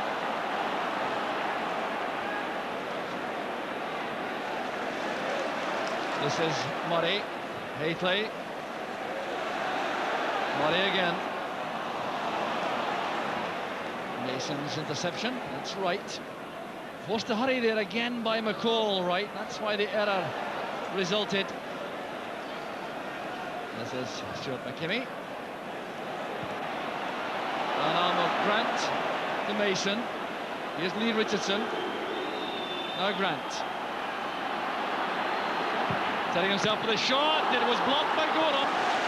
And a bit of good fortune there for the Rangers goalkeeper. He had some difficulty with that, but it broke very kindly for him. Duncan Shearer was closing in for the kill. Yeah, again, Grant gets himself into good position. He comes inside on his right foot, hits a good shot, but Andy Gorham gets across easily, parries it, then picks it up quickly. Forward from Grant. Took a knock from Ferguson. This is Stephen Wright. Houstra getting back, committing the foul. Free kick to Aberdeen. Well, here's this chance for Brian Grant. Took up good position there, and Gorham was in some difficulty. It could have broken off to him to Shearer.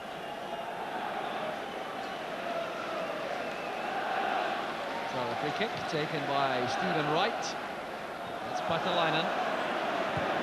Lashed away by Robertson. Rangers have no doubt at half-time were thinking in terms of holding what they have for 15 minutes or so. Here's Haitley now in the chase. The ball bouncing too high there for him on the run. And allowed McLeish to get back. That's right. And Patalainen coming short, looking for the pass, trying to stay onside.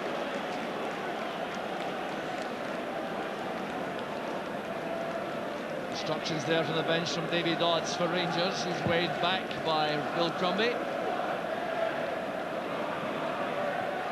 There's McLeish. Header by Goff was a good one.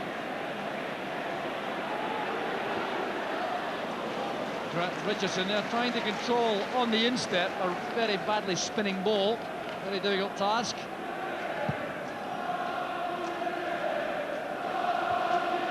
Patalainen challenging. He's with Rangers again.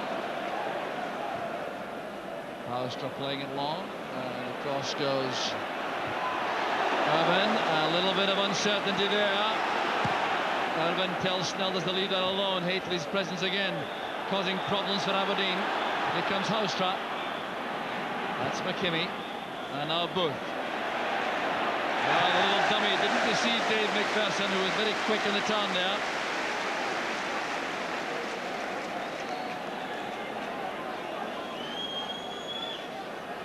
That's McKimmie. Goff again doing well in the air. Ryan Grant. Here's Mason. He has Wright going on the outside. Grant inside. That's good play from Aberdeen. Stephen Wright's cross charged down well by Ferguson. This is Houstra on the counter-attack. Careless one though, straight to Richardson. Now it's Rangers' turn to break from defence with Neil Murray and McCall. Fine play again from McCall.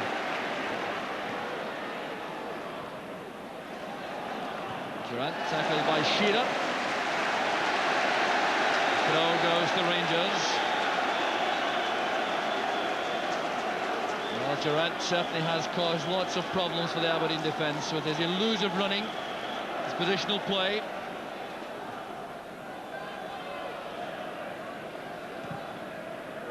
Brown playing it over the top there for Durant. It's followed by McKimmie.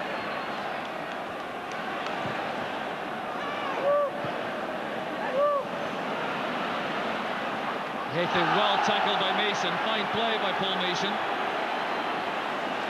Now fouled by McCall. Mark Hately thought he was fouled first. He's complaining to the referee.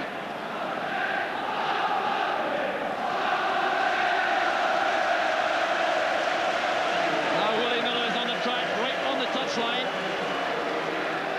Gesticulating to his players. Wants some movement, some changes. Bill Crombie hovering there, wants to wave him back. Well, not a happy man at the moment, the Aberdeen manager. Not a man who accepts defeat lightly or easily.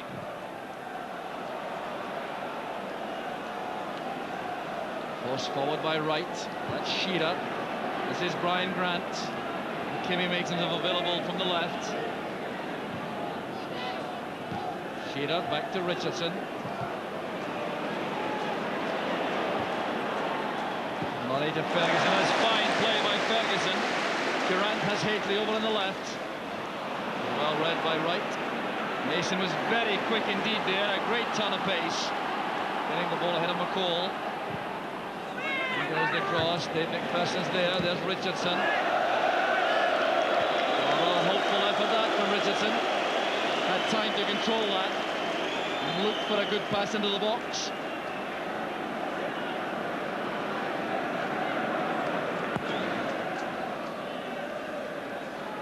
Hately again, so hard to mark on the run like that. Exchanging a few words with Brian Irvine, who is totally impassive. Goss header into midfield. This is Ferguson. There's Brown. Mason to Booth, has crossed to the right now. Well tackled by Robertson.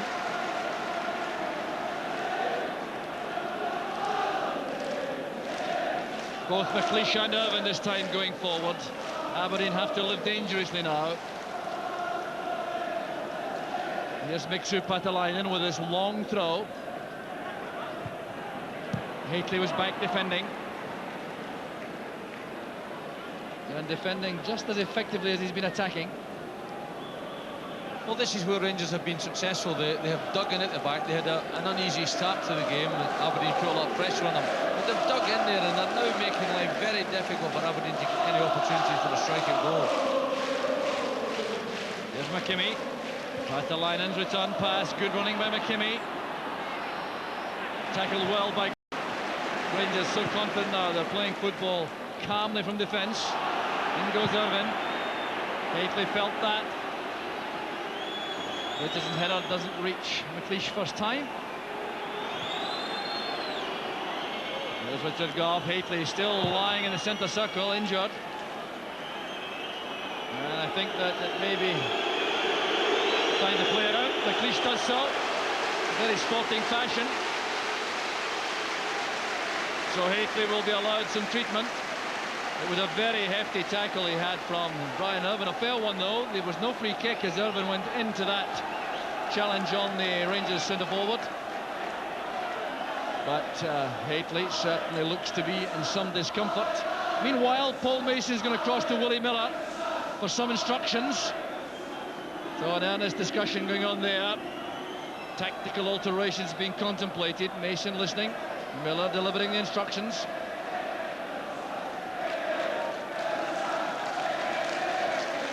And now Paul Mason is passing on the information. Well, if there's one player Rangers will not want to lose at this stage, it's Mark Hately.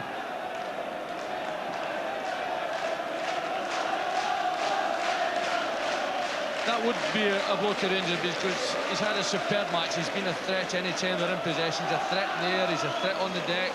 And he's linked up well with Durant. I think he and Durant have been a great success as a striking partnership.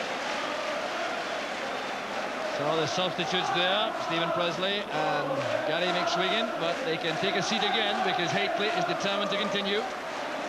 McPherson returns the ball to Aberdeen in sporting fashion after McLeish turning out of play. There's Patalainen.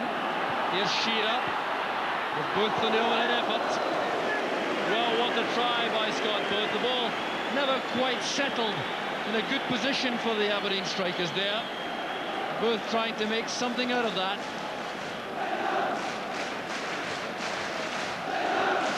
Good climb there by Patalainen. You see the ball bouncing awkwardly, and both had that brief chance.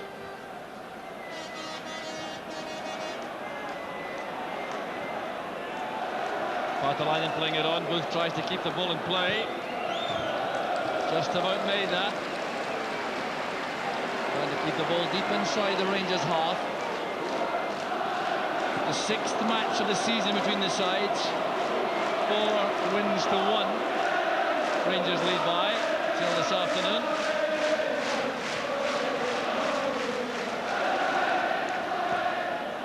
Turn away by Murray. So just past the quarter-hour mark. Still a 2-goal lead to Rangers, which Aberdeen are trying all they can to change. Patalainen. The long throw. McLeish is right on the byline. Irvin challenging also. This is McLeish. Back with Patalainen for the cross. Irvin going up. There's Mason. And now Stephen Wright. Playing it early towards McLeish. The back killer from Ferguson was effective enough. As both Rangers subs warming up seriously now. And Ian Jess also has been ready to leave the bench. A great punch out by Gorham. Superb goalkeeping. And now in the counter-attack, Haitley has possession for Rangers. Here's McCall. Durant is inside. Fine play by McKinney. But Bandy Gorham pulled off a tremendous clearance there with that punch under severe pressure. So Ian Jess now out there warming up. I think he'll be involved before long. Gary Smith also is preparing for action. Gorham's clearance.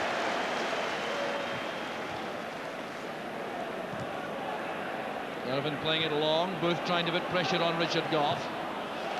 Taking no chances at all. Well, an alteration is going to be made first by Aberdeen involving Gary Smith, who's now on the track waiting to come on.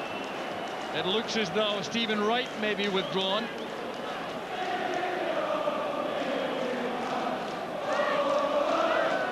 The throw by Patalainen, straight into the danger area, headed away firmly by McPherson. Wright's pass finds Patalainen.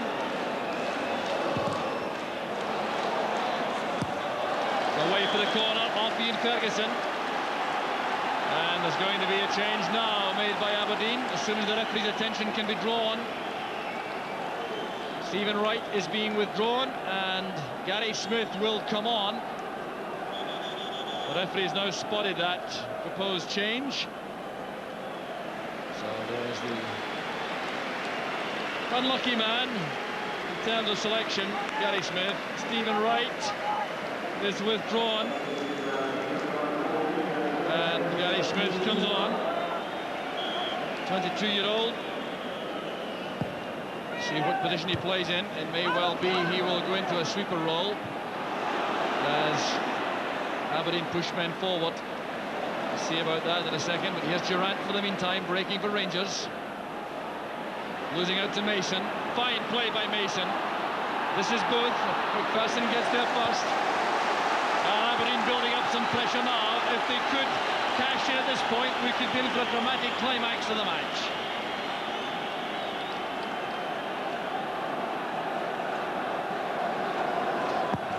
Mason's ball played in.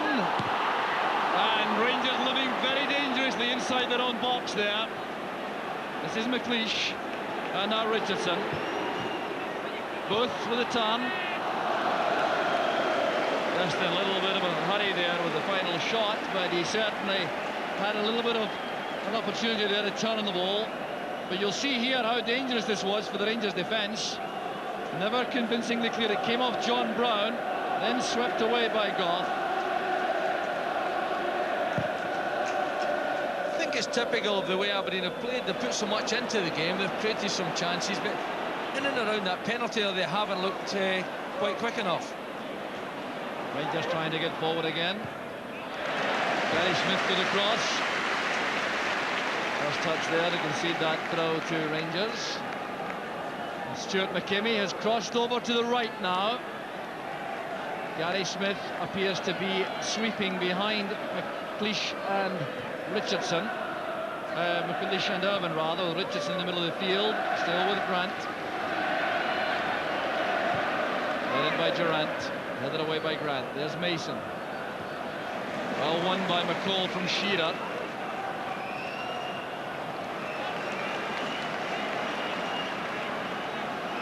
Well, Gary Smith, in fact, sort of dropping into a kind of left-back sweeper role. He's cutting across behind the defenders when required, but also looking after any activity from the Rangers' right. There's Booth. Well beaten by Goff. A call to Durant. Kimmy's quick enough. Oh, good play there by Snelders. Getting the ball to Smith. Eugene Ferguson.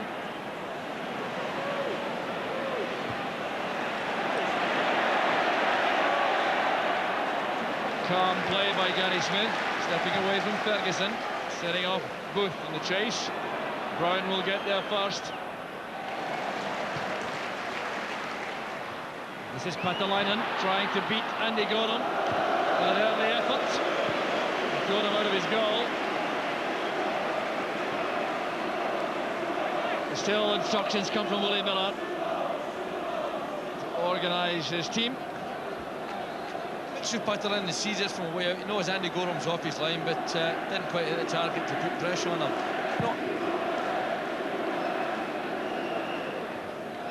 There's McLeish's header. It's Patalainen. Well, things certainly not going Aberdeen's way at the moment. We're approaching the midway point in the second half. Rangers leading by 2-0. Neil Murray and Mark Haitley, the first half scorers.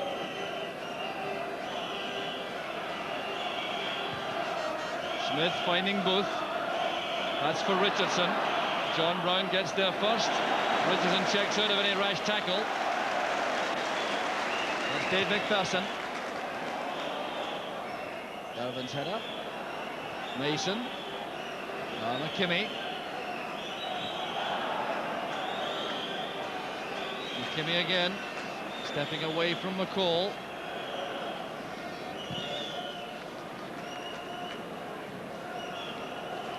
The ball's out of play. It's an Aberdeen throw. Shearer. Tackle came from McCall. Fine play again. A clash with Richardson after the ball had gone. So we're 3/4 of the way through the Tennent Scottish Cup final. Rangers with this 2-goal cushion. And looking composed and confident. Ferguson to Brown. McKimmie. Finding Mason.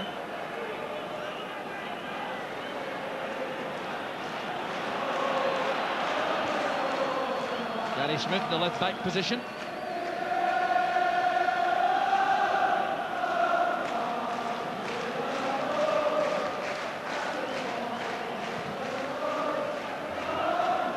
A bad ball forward by Smith, but Aberdeen in possession again. Here's Booth. Attacking Richard Goff on the ground. Comes square for Mason. Trying a 1-2 with Grant. That's very good play by Ian Ferguson. Haitley on the left. Showing too much of that to Irvine, but Durant picks up the scraps. Advantage will apply as Durant goes down under that challenge from Irvine. McCall to Robertson. Pass goes astray. Aberdeen in possession again with a throw, but things certainly slipping away from Aberdeen at the moment, Billy. Yes, that's right. They've had lots of control in midfield. They've had lots of possession of the ball, but up front they haven't looked quite sharp enough and quite quick enough to threaten Rangers. They had opportunities early in the game, but second half, while they've had a lot of possession, they've put a lot into the game, but they haven't really been able to break down the Ibrox back four. This is both. Cut off by Ferguson again. Here goes McCall. Snell has committed himself, going across there. Well, the corner kick. Theo Snell, I think, believed that was going for a goal kick.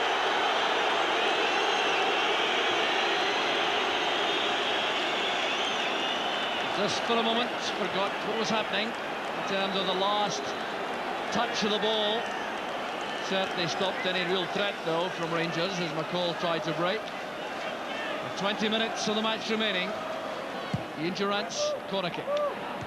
Irvin's headed out. This is Ferguson. McPherson and Haythornthwaite. Tremendous effort there by Brown.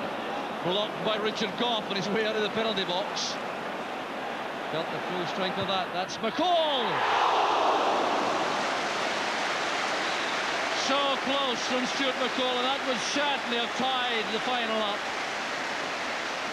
Yeah, he's had a good game, Stuart McCall. He picks the ball up, advances at the retreating defence. It's not all that far away the shot. I don't think Snelders was in a position to save that. That would have put the seal in a fine performance from Rangers and from McCall also in an individual sense. Not enough room there for Durrant under such severe pressure.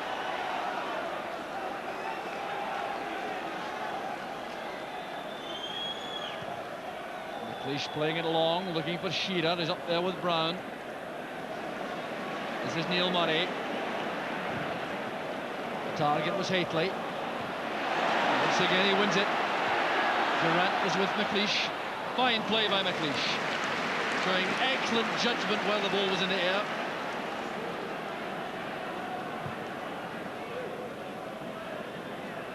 Shearer hanging there to get a touch, linking with Booth. Mason rather with a pass. It's Housetrap.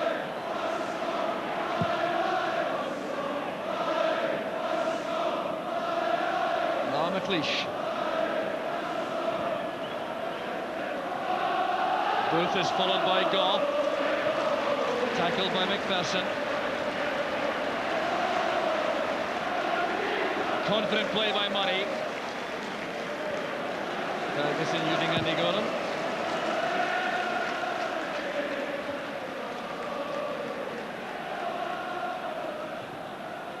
Gary Smith playing it into space, looking for Booth. Good tackle by Gough. Well, I'd be surprised if Ian Jess wasn't introduced before long. In fact, he's been called from behind the goal. That's why there's such applause from the Aberdeen supporters. They realise that Ian Jess is being called into the final. Sprinting around the track now, responding to his manager's signal. Walter Smith making certain that Rangers don't slacken.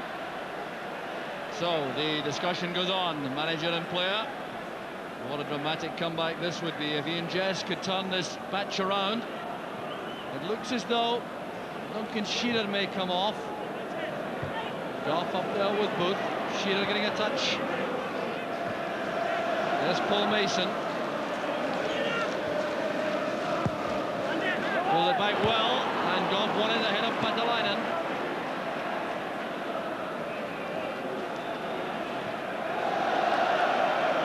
Mistake there by Gary Smith. Ranger of possession in midfield. Careless one by McCall. Smith another chance. This time picks out Mason very accurately indeed on the right. This is Brian Grant. Interception made by Brown. Ferguson to Murray. Durrant's return pass, a brave interception by Smith. Murray had his foot up. And now the substitution we made by Aberdeen. Referee McCluskey looks across. So it's Ian Jess coming on. The player going off is Duncan Shearer, who's had a lean time of it this afternoon against his Rangers defence. Now, can Jess work the miracle? Only about 16 minutes to work his magic. Welcomed by the Aberdeen fans.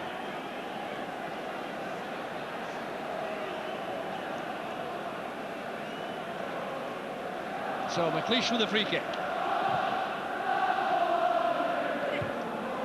cross by Booth. Goff did well under severe pressure from Irvine. That's Durant. Now Ferguson. McKimmie gets there first, ahead of Haitley.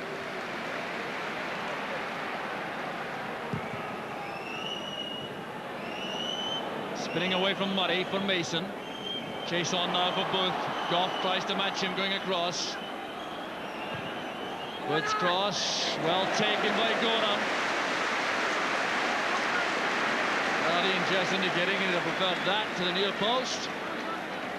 Booth couldn't oblige though. Did well to get the ball across at all though.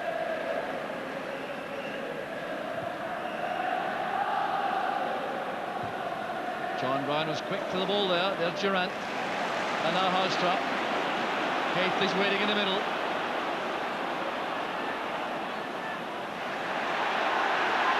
Housetrap going all the way himself. It was deflected. It'll be a corner kick.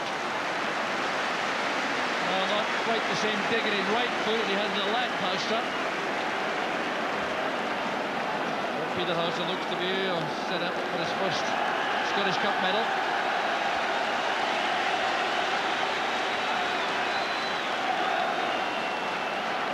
Durant taking an outswinger. Oh, he'd like to take a short one. Didn't get the appropriate response from his teammates inside. Well, down goes Goff under that challenge with McLeish. In fairness to the Rangers captain, making no complaint and asking for nothing from the referee.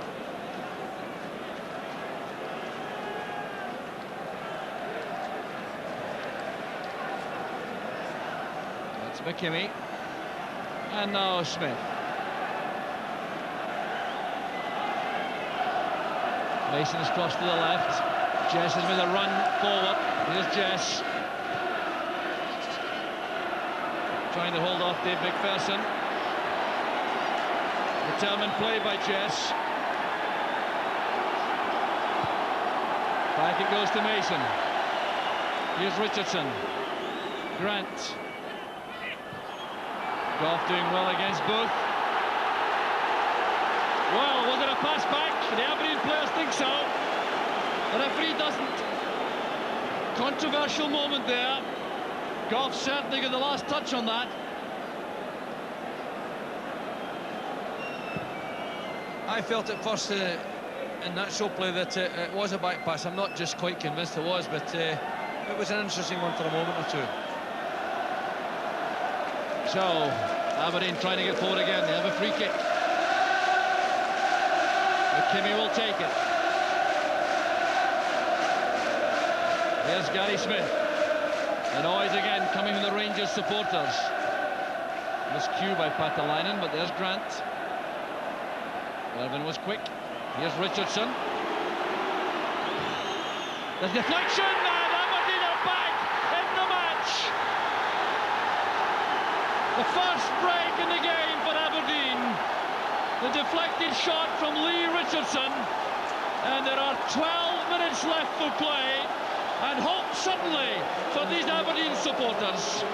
There was Richardson looking up, striding into the gap ahead, driving the ball fiercely. It came off John Brown, and that left Gorham without a hope.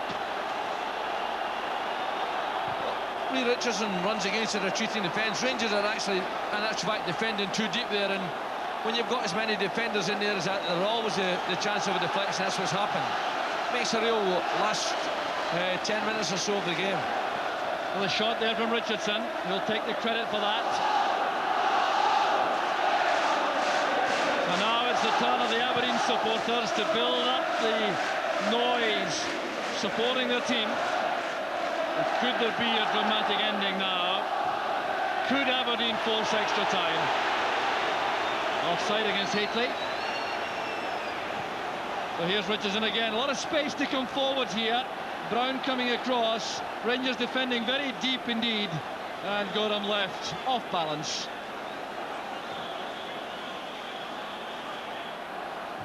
Goff's header.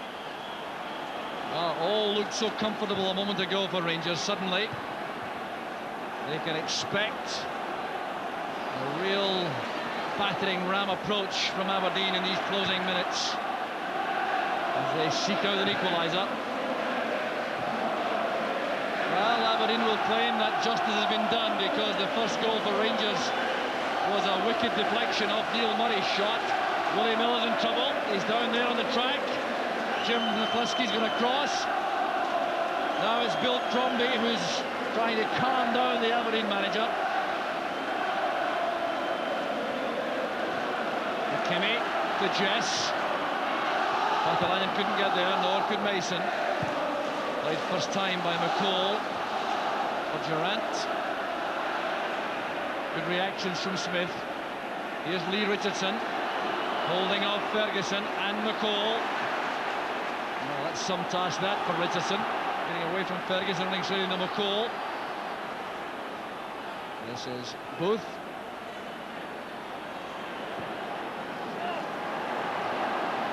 Back to McKimmie. Goff did well with a headed clearance. The loose ball falls to Aberdeen in the form of Lee Richardson. Gary Smith behind. Grant is square. McKimmie asked for that. He got it delivered to the right spot, and Gorham did well. And Walter Smith now is the man on the track. He's trying to push his players forward. He's not happy with them defending so deep. This is a good pass and a good run by Stuart McKimmie. Not all that far away from setting up a chance. Walter Smith not happy. He's watched his team dropping back. No, I think he's worried, Jock, because I think his team tried to kill the game, and obviously that deflected goal by Lee Richardson's opened the game up for Aberdeen again. And once again, just as they were at the start of the game, Rangers' defence looked as though they're under a little bit of pressure. Aberdeen supporters have come to life. They looked so black and despondent for a while, but now the game is on. Strong play by Patalainen. It's back with McKimmie. Jess makes a run. Was he offside? Yes, says the linesman. He certainly looks lively in Jess, anxious to make an impact. Well, that suggests that that's a tough decision on Ian Jess.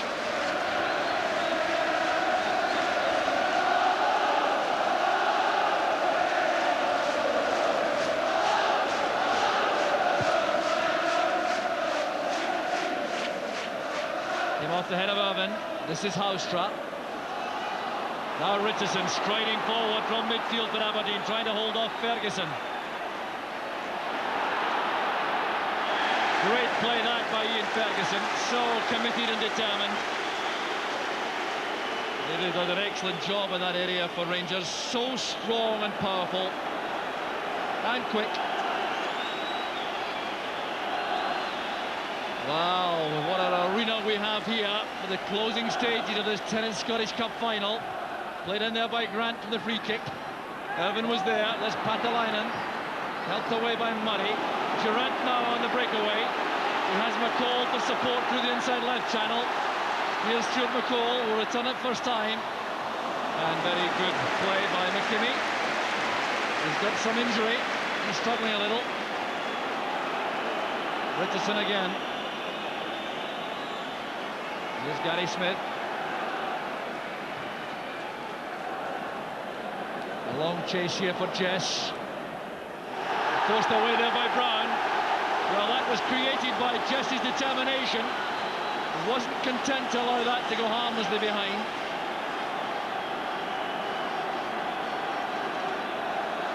All the big men up. A lot of jerseys being held too inside that area.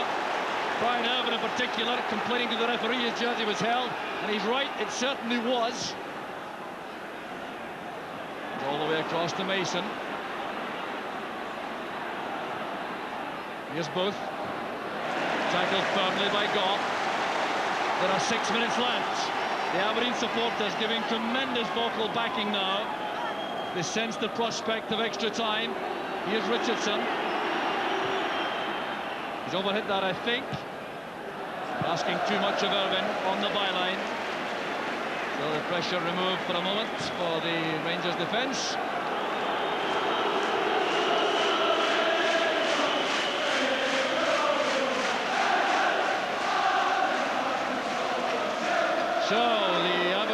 supporters doing everything they can, but the Rangers fans also building up some vocal support as Irvine wins the high ball from Haitley. What a final this is. Here's Booth. Well, the elbow work by McPherson, penalised by referee McCluskey. Aberdeen certainly having a go, and at the minute they look the fresher team, they look the stronger team, they look as though they've got a greater appetite at the minute. But Rangers will regret, I think, trying to kill the game in the second half just a little bit. Gary Smith's free kick. Features Brian Grant. Led in by McKimmie. Goff challenging.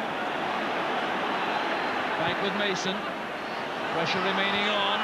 Handball claimed there inside the area. And Aberdeen are denied again. Rangers breaking. The Aberdeen concentration perhaps has lapsed there for a second. They think they should have had a penalty. And the pass is overhit by Housetrap. Well, now, a controversial moment as the ball was lofted into the area. A hand was certainly up. It came off the hand of John Brown, but was it intentional? That's the question. The referee decided not. Certainly Brown was well off balance when he made that challenge, so it may well have been accidental, but Aberdeen not happy. 4 minutes plus injury time remaining. 2-1 to Rangers. And a riveting cup final goes right to the last ditch. Across goes Mixu Patalainen, number 11 there to take this long throw. Only Alec McLeish staying back this time. Irvine has gone forward. Rangers have left Durant on the halfway line. Everyone else back defending. Haitley did well there. There's McKimmie. Richardson with a cushioned header. Brown goes up. David Robertson lashes the ball out of play. All hands to the defensive pump now for Rangers. And great credit due to Aberdeen for the way in which they've made this such a competitive final. Rangers want to make a substitution. Helped on by McLeish this time. Up goes McPherson. Houster back defending. Rangers are going to bring on Stephen Presley. That's Ferguson. Durant will get there in time to hold the play up, I reckon. Just keep possession for a while. Here's Ian Ferguson. Still Ferguson. McPherson plays it across to Neil Murray. Here's Ian Durant, who's just been named the sponsor's man of the match. What a fine display. Played forward there, kept in play by Snelders, who's in a hurry to get the ball back upfield. Ian Durant has been given that accolade of man of the match. It wasn't an easy one to win, I can assure you. There were a number of contenders. Patalainen with Goff. Here's David Robertson. Stopped by McKimmie. Well, can Aberdeen maintain the pressure right to the end, looking for one glimpse of goal before the end? Here's Gary Smith. Now Snelders. That's good play by Snelders, showing increasing confidence now with the ball at his feet. 2 minutes remaining. The pass from Gary Smith wasn't good enough. Frustration in the face of Paul Mason, who was the target. Still, Rangers want to make a change. They want to shore things up for the closing minutes. Stephen Presley waiting to replace Peter Housetrap.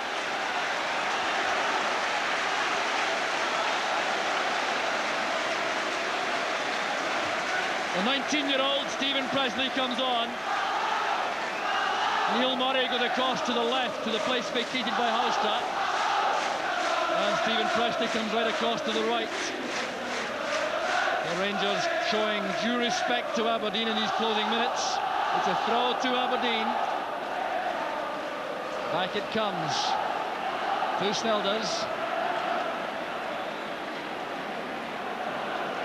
So everyone forward now for Aberdeen. 1 minute plus injury time. Richardson leaves that to Mason.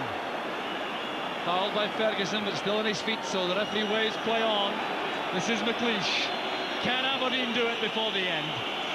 Rangers hanging on grimly now. Irvine looks up. Looks for Patalainen, who gets up extremely well there. The ball is hooked away again. Jess and Mason were in on that. Up goes Robertson. McKimmie returns it. Back with Irvin.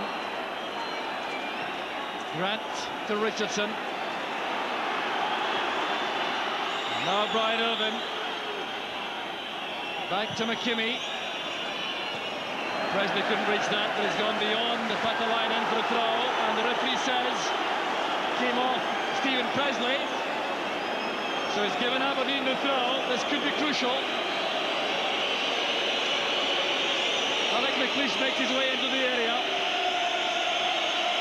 Patalainen launches the ball into the danger area. Swept away there by Durant.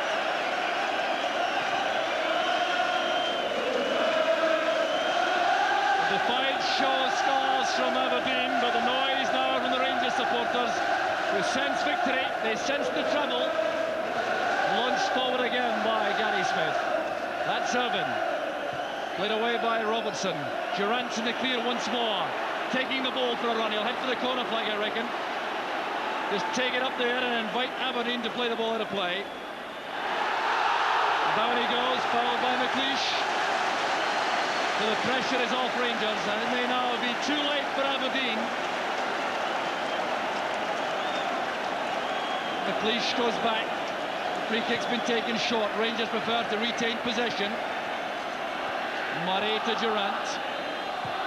There the cross towards Presley. It's a shade too high. Here's Mason. Inside to Smith. The referee's been checking his watch. The whistling comes from the Rangers supporters. Gary Smith switches the ball to the right to McKimmie. A little lapse in control there. Not surprising so late in the match when fatigue is setting in. Good tackle by Irvin. This is Paul Mason. And the final whistle goes. Rangers have won the cup. They won the treble. But they had to battle right to the end to do so. Walter Smith comes on. He's won the treble as Rangers manager. He goes straight to Mark Hateley, and that is thoroughly justified. Going round all these players now, but it is significant, I think, that he went straight to Hateley, who played such an important part, not only in this victory, but also in the season's triumphs. Ian Durant also getting a warm hug from his manager. Andy Gordon's been such a hero also. These Rangers supporters been waiting 15 years for a treble. The last done in 1978, John Brown, warmly greeted by his manager. And for Aberdeen, it's disappointment. But for Rangers, it's a triumph again. And these supporters waiting now for the trophy to be presented. Rangers went 11 years without winning the Scottish Cup. They've now won it twice in a row. It means they've won all the domestic trophies this season. Ali McCoy goes onto the field to join his teammates. He's left the studio position beside Dougie Donnelly.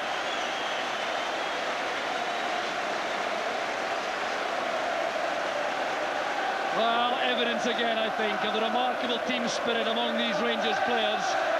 It's team spirit like this which has carried them through such difficult times, and they've turned out triumphant in the end. Well, it could scarcely have been closer in the end. Rangers hanging on desperately to win the Tennent's Scottish Cup, and now the Aberdeen players make their way up the newly constructed trophy area at Celtic Park. So Alec McLeish goes up. He's won the cup 5 times. He's never been a loser in a cup final, a Scottish Cup final. And now he has to go up to collect the runners-up medal from Bill Dickey, the SFA president. Sir Hector Munro also there. But dejection for these Aberdeen players. It's a very poor consolation they'll feel, having started this match so well, having lost the grip for a long time, and then having finished so strongly. You can tell in the faces, defeat is not acceptable to these Aberdeen players, and they've had to accept it this afternoon in the most trying of circumstances. Ian Jess couldn't turn it around completely, coming on as substitute. So the noise building up again among the Rangers supporters. They wait to see Richard Gough collect the trophy for the second year in succession.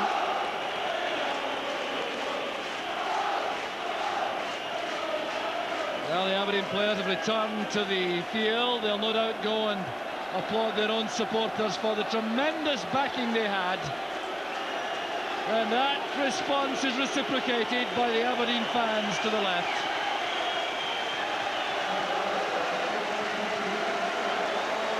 So now the stage is cleared for the winners. The Rangers, led by Richard Gough.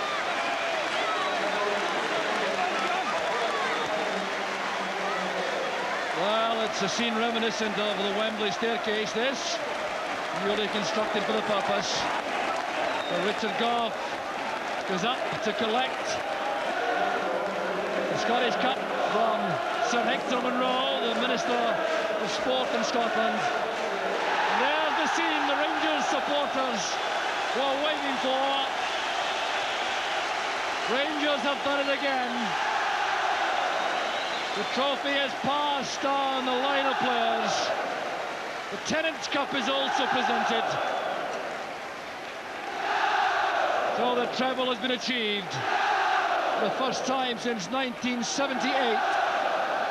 Young Stephen Presley there came on for the last few minutes. Peter Houstra's first winner's medal. Mark Haitley's second. And Gary McSwiggan there, who didn't come on. And Ian Ferguson, who became so influential, who won the Cup for St Mirren in 1987. And Stuart McCall, so important again in the Rangers engine room. Ian Durant, the man of the match. And Ali McCoy's there with Scott Nisbet, Ali Maxwell, David Hagan. And the Rangers coaching staff. Ian Durant holding the trophy as he comes out for the lap of honour.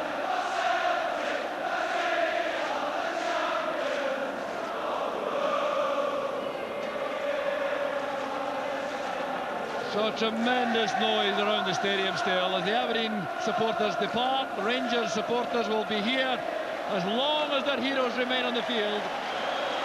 The sea of red, white and blue greeting the Rangers players as they re-emerge on the playing surface for yet another scene of celebration. Rangers certainly becoming used to that now. Walter Smith with the trophy, applauded by the Rangers supporters. He's done a remarkable job in his 2 seasons in charge.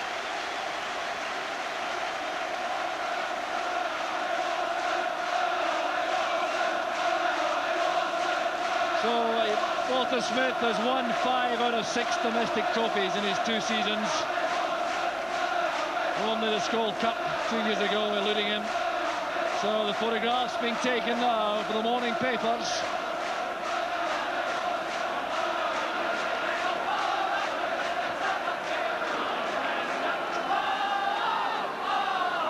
So the singing goes on among the players now. So there's Ali McCoy's right foot, encased in plaster, but he couldn't resist this moment. The trophy will now be displayed at closer range to the Rangers fans.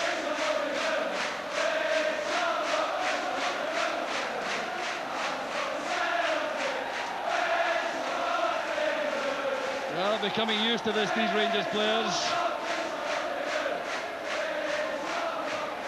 There's John Brown, an undoubted hero for Rangers all season. So Walter Smith is now down on the track with Rob McLean. Walter, that treble moment, how are you feeling? It was terrific ending there.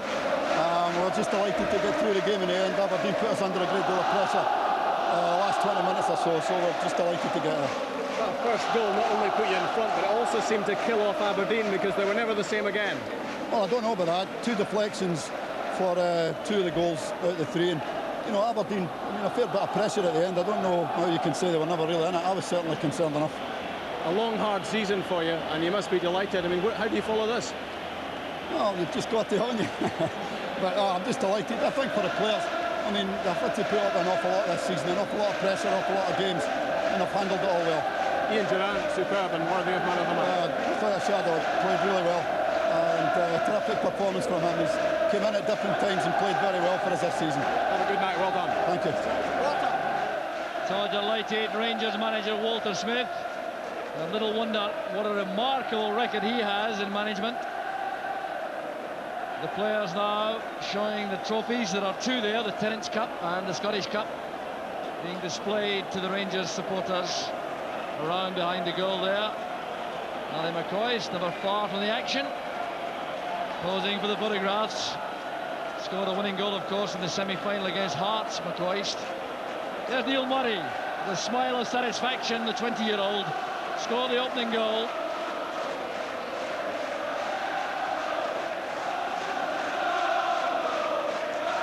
Well, a very long, arduous season ending in triumph for Rangers.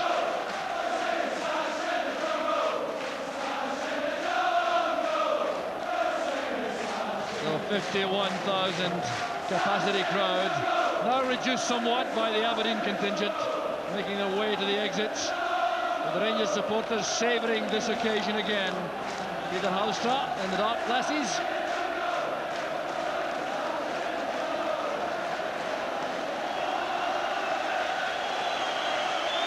So Mark Caithley is there for another Cup Winners' Medal, Mark, and another goal. Well done to you. Yeah, it was a nice day. I think we started well. We started how we needed to start. As you can see, over the moon for everybody. How did you feel the game went? Because that first goal seemed to knock the stuffing out of Aberdeen a bit, and they struggled to come back. I know, the first 20 minutes was always going to be important. We started well, we got a goal, a fortunate goal with a deflection. And then we scored, you know, right before half-time, and I think that basically sealed the game for us. We got a bit tired in the second half, because we just put so much in the first half. But I think we did enough in the first half to clinch the game. You were talking about a treble beforehand as being a 1 in a million, so you must be feeling just fantastic now. Yeah, well, this is what we set out to do. This is what the fans expect, and this is what they've got. And Pig Leg hobbled on at the end as well. That's right, yeah, that's right. Well done. Cheers, thank you. Well, an undoubted hero again for Rangers. Here's Richard Goff. Since John Gregg to lift the treble. Is this the pinnacle of your career, Richard? Yeah, I would think so. I mean, I've had a lot of great times in my career, but I think this has got to be down to the best. You know, you won your 3 domestic trophies in one season. It's absolutely fantastic as well. I mean, the crowd, the support that we've had again today from there, the boys, is unbelievable, you know. And we couldn't let them down. There's no way we're losing today's game. Congratulations, Richard. Well played. Thank you. So, Richard Goff, the Rangers captain. So the Rangers players going right around the stadium now.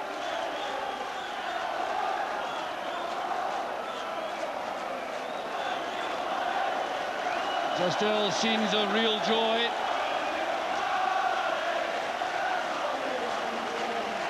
Ali Maxwell, the reserve goalkeeper there also. Mark Caithley now bedecked there in red, white and blue, with a cup aloft. And John Brown with some natty headgear also. Well, Super Rangers, hard to deny that on this season's evidence. The effective semi-final of the European Cup, the winners of the league, the winners of the Skull Cup, and now the winners of the Tennent's Scottish Cup.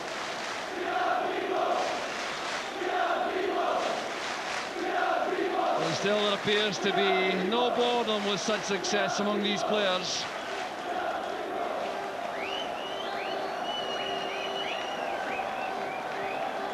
Well, the Rangers supporters staying here to a man, not an empty part of their end of the ground. So different at the other end, though. Well, John Brown looking like the man about town now. And the players greeting the supporters at close quarters there. Photographs being taken. That appreciation being directed towards those Rangers players for their efforts of a very long, arduous season. Walter Smith back in the stand. His wife there on the right of the picture.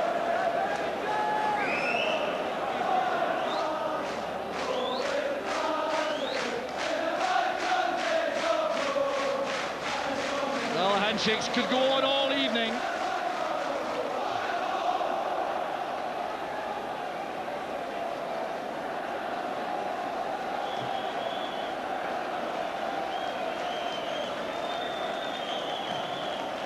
Well, yeah, another Rangers supporter probably did not pay to get in. Koala Bear in blue and white. Ian Ferguson, who won in 1987 for St Mirren, scored the winner against Dundee United. Andy Gorham, who came to Rangers to try to win trophies, and they've got a replica one also already. The top hat falls off Stuart McCall's head.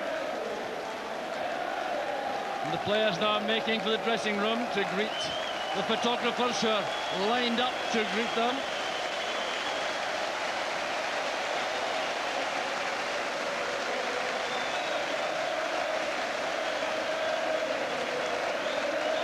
So the players heading across the field. Ali McCoy's moving very swiftly indeed. Certainly learn how to work these crutches. Going to the main stand there. And a battery of photographers there waiting for the Rangers players. Look at that line up there.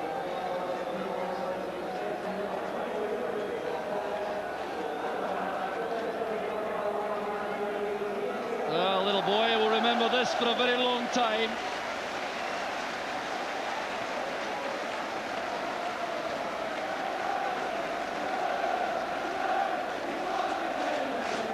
The players still there, posing for the photographs.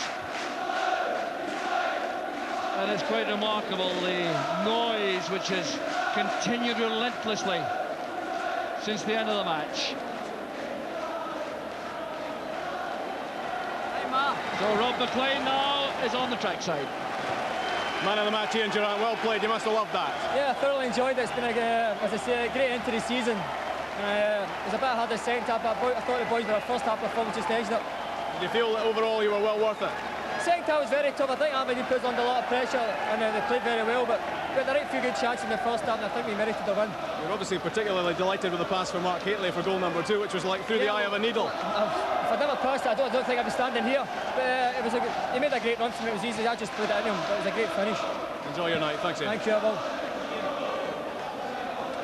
So the man of the match, Ian Durrant, makes his way to the dressing room. It's been an outstanding performance again from Rangers. They won the treble. They won it with some style, but remember to Aberdeen and their contribution to this match. And the man who scored the first goal was Neil Murray. Neil, are you claiming that goal as your own? Certainly am.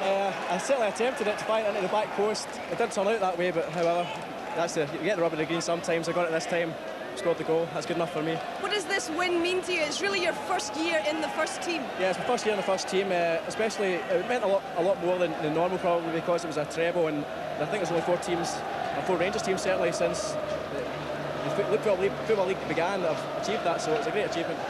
And of course, Champions League appearances. Does this cap it all, though? Yes, it certainly does. Champions League was a big thing, but I've never felt so much nerves prior to this game than previous. This was certainly the most nervous I've been getting into a game. So what's next for Neil Murray? Well, hopefully we can maintain this kind of form and go on and win a treble next year. That's the only thing we can hope to do. Excellent, well played today, Neil. Congratulations. Thank you very much. Thank you. So the Rangers supporters now spilling out to the streets, making their way back into the city centre for the celebrations, which will go on long into the night. The Aberdeen supporters have left, of course, by now, but they will recognise the massive contribution made to an excellent final by their team, who came so close in the end to snatching a replay, or extra time rather. And the Rangers supporters are triumphant again as they leave Celtic Park. So the final score, the Tenant Scottish Cup final, Rangers 2, Aberdeen 1. It's back to Dougie Donnelly. Yes, wonderful scenes of jubilation and celebration here at Celtic Park as Rangers complete that domestic treble. Eric and I have been abandoned, as you saw. Ali McCoist has joined his colleagues on the pitch. We tried hiding the crutches, but to no avail.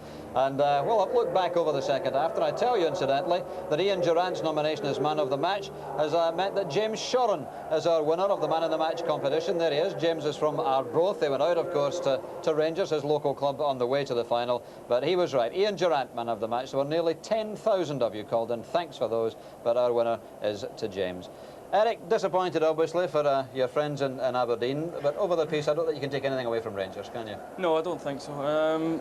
Aberdeen did start well, and obviously they put Rangers under an awful lot of pressure in the last 20 minutes, but I think Rangers just edged it. Just before, well, 20 minutes before half-time, they really took control of the game, and it turned out that was the telling factor in the game, really.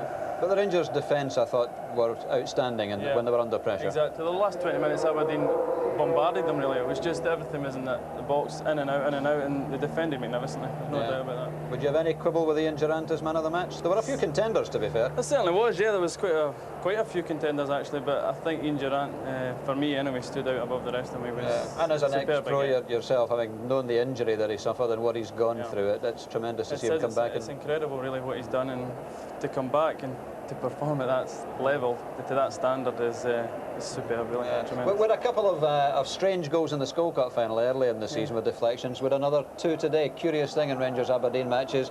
There's the Aberdeen goal, which came, of course, just close enough to the end to set up a tremendous finish. He struck it well enough, but what a wicked deflection from a goalkeeper's point of view, Eric. Yeah, it's just taking a touch there. He has hit it well, but I think it's John Brown, actually, that's come off his leg, and Andy Gorham can do nothing with that.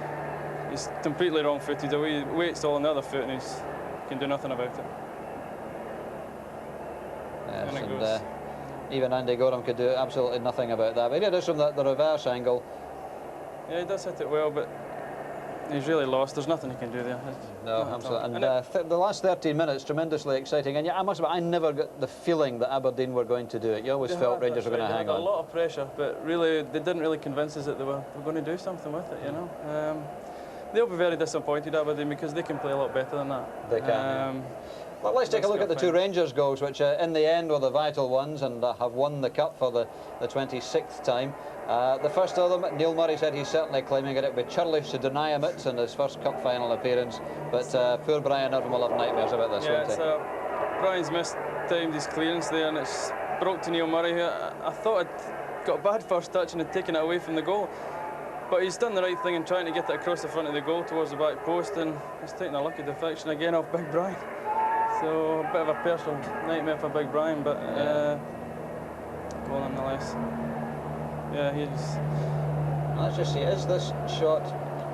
I don't actually think. I think it's going across the face of the goal, to be quite honest. And Alec McLeish is actually at the back post. But, and this is no argument about this one, though. No, magnificent, lovely build up there. 1, 2, 3, Mark Haitley into the space, and a lovely ball in by Durrant, and what a finish. The only place it can go, but it's found the net. We've said it many, many times, that for a big man who is renowned for his power in the air, he's got a lovely touch in the ground, hasn't he? Fearsome, yeah. Tremendous. Lovely strike too, a lovely clean strike. He was going at full pace there when he hit it. And great finish, great finish. So those were the goals that took Rangers in 2-0 up at half-time, and although Aberdeen got that deflected goal back through Lee Richardson, 2-1 the final score, and Rangers complete the treble with those goals from Neil Murray and Mark Haitley. So it's a treble, it's a deserved treble. They've been the outstanding team of the season, clearly, and it's for everyone else in Scottish football. It must be depressing to hear Neil Murray talking about, well, we'll just have to do it again next year. Well, that's it. Where do they go from here? The young players at 19, 20 come in and they win a treble. Where do they go from here? It's, they do deserve it, there's no doubt about that. They've been outstanding for both in Europe and in the domestic scene. It's been great for Scottish football, but I'd have liked to have seen Aberdeen maybe win it this time, just to set things up a wee bit better for next season, because Rangers are now looking awesome. Yeah. Do you still feel, though, that perhaps Aberdeen will be the main challengers to Rangers again next season? Yeah, definitely. As I said, they can play a lot better, and Aberdeen are capable of beating Rangers on their day, there's no doubt about that. If they can sustain the kind of level of performance that they had during the season, they had a great run during the season and put Rangers right to the end. But That's very difficult. Interesting too to see the response to Ian Jess's arrival from the Aberdeen fans. They wanted to see him, and although in the end he could do little about it, it was good to see him back. Yeah, it's good to see him back in the park, I think, and it's very pleasing for the Aberdeen fans. They were obviously expecting miracles, but that tends to happen. Oh well. Eric, thanks a lot for joining us today. It'll be a long and disappointing road back north, obviously, for those Dons fans who made it down here to Celtic Park. But for Rangers, of course, just as it has been for most of the season, it's a time once again of celebration with the treble completed, the first time in 15 years, a 2-1 win over Aberdeen here at Celtic Park. We're back tonight at 10:55 with a special cup final sports scene match of the day. Jock Brown and Derek Johnson will join me. We'll look back over all the highlights of the match and all the major talking points. That's at 10:55, BBC Scotland on 1. So there we are. It's been a long afternoon. It's been an enthralling Tennant Scottish Cup final, but Rangers have done the treble. From all of us at Celtic Park, bye-bye.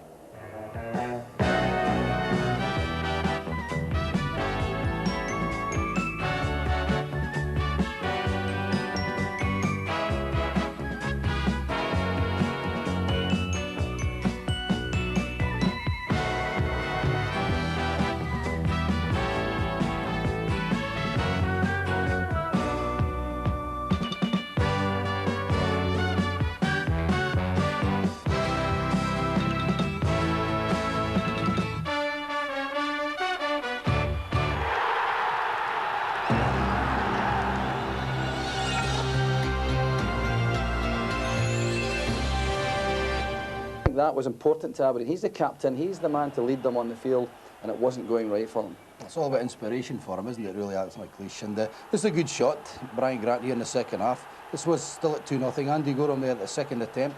Maybe a wee bit fortunate there. It could have easily have bounced out to Duncan Shearer there for a tap-in, but Andy Gorham's played absolutely magnificently for the whole season, and he would be expected to get that one. And an overhead kick coming up here from Scott Booth, which, well, it was always going wide. It was just that kind of day for Aberdeen, I suppose, wasn't it? Well, I reckon that's right, that their first real bit of luck was when they scored, I reckon, in the whole game. There's a couple of good shots coming up, good ball, good square ball. And here's John Brown. I mean, he's 40 yards out there and has a go. Hits Richard Gough in the ear, which will be ringing for the next 2 weeks. Yeah. And Stuart McCall, who I thought a marvellous game as well, looks up, look, only one thought in his mind there, have a go. And that really was only about 6 inches, a foot wide of the post. What a goal that would have been. And then with just 10 minutes or so left, Aberdeen finally did get on the score sheet. Again, a deflected goal. And Richardson came through, hit his shot well, but you can't legislate for that. Rangers backing off there defensively, as they did in the second half, which was, I think, worrying Walter Smith. He was out that dugout so frequently because they were falling back, allowing people like Richardson to do this. And that was very fortunate. But the first break they had, I think, in the whole game, in fairness to them. And they got him no chance. You know, it's a great angle, that. I mean, John Brown's tried to clear it. It's just come off the side of his boot and allowed Aberdeen the last 10 minutes to really have a go. Yeah, but as we've said before, despite all the efforts and all the pressure, I thought the Rangers' back three particularly were outstanding when the pressure was on. I think the first 10-15 minutes they were a bit shaky. They get the run of the ball, I think, but after that, outstanding. They tried to throw the long balls into the box, and I think Richard Gough and John Brown and Davy McPherson, who gets a lot of stick from a lot of people, I thought you had a fine game as well. Yeah. So over the piece, we're agreeing that a disappointing day. Aberdeen perhaps didn't play to their full potential, but you can take nothing away from Rangers, briefly. No, you can't, and I think the midfield area was key, because when Ferguson and McCall get going, they take a bit of time these days to get started. They're slow starters, but they took over midfield, and Richardson and Grant couldn't match them in that area, and that was very important, I think, too. Rangers were the better side, and they won and deserved to win. So there we are, a well-deserved treble for Rangers. It's been quite a season for them, with the European run taken into account as well. Strange to think, but on the 29th of May, it's still not the end of the season. We're back on Wednesday night, a World Cup qualifier at Pittodrie, Scotland against us. Good night.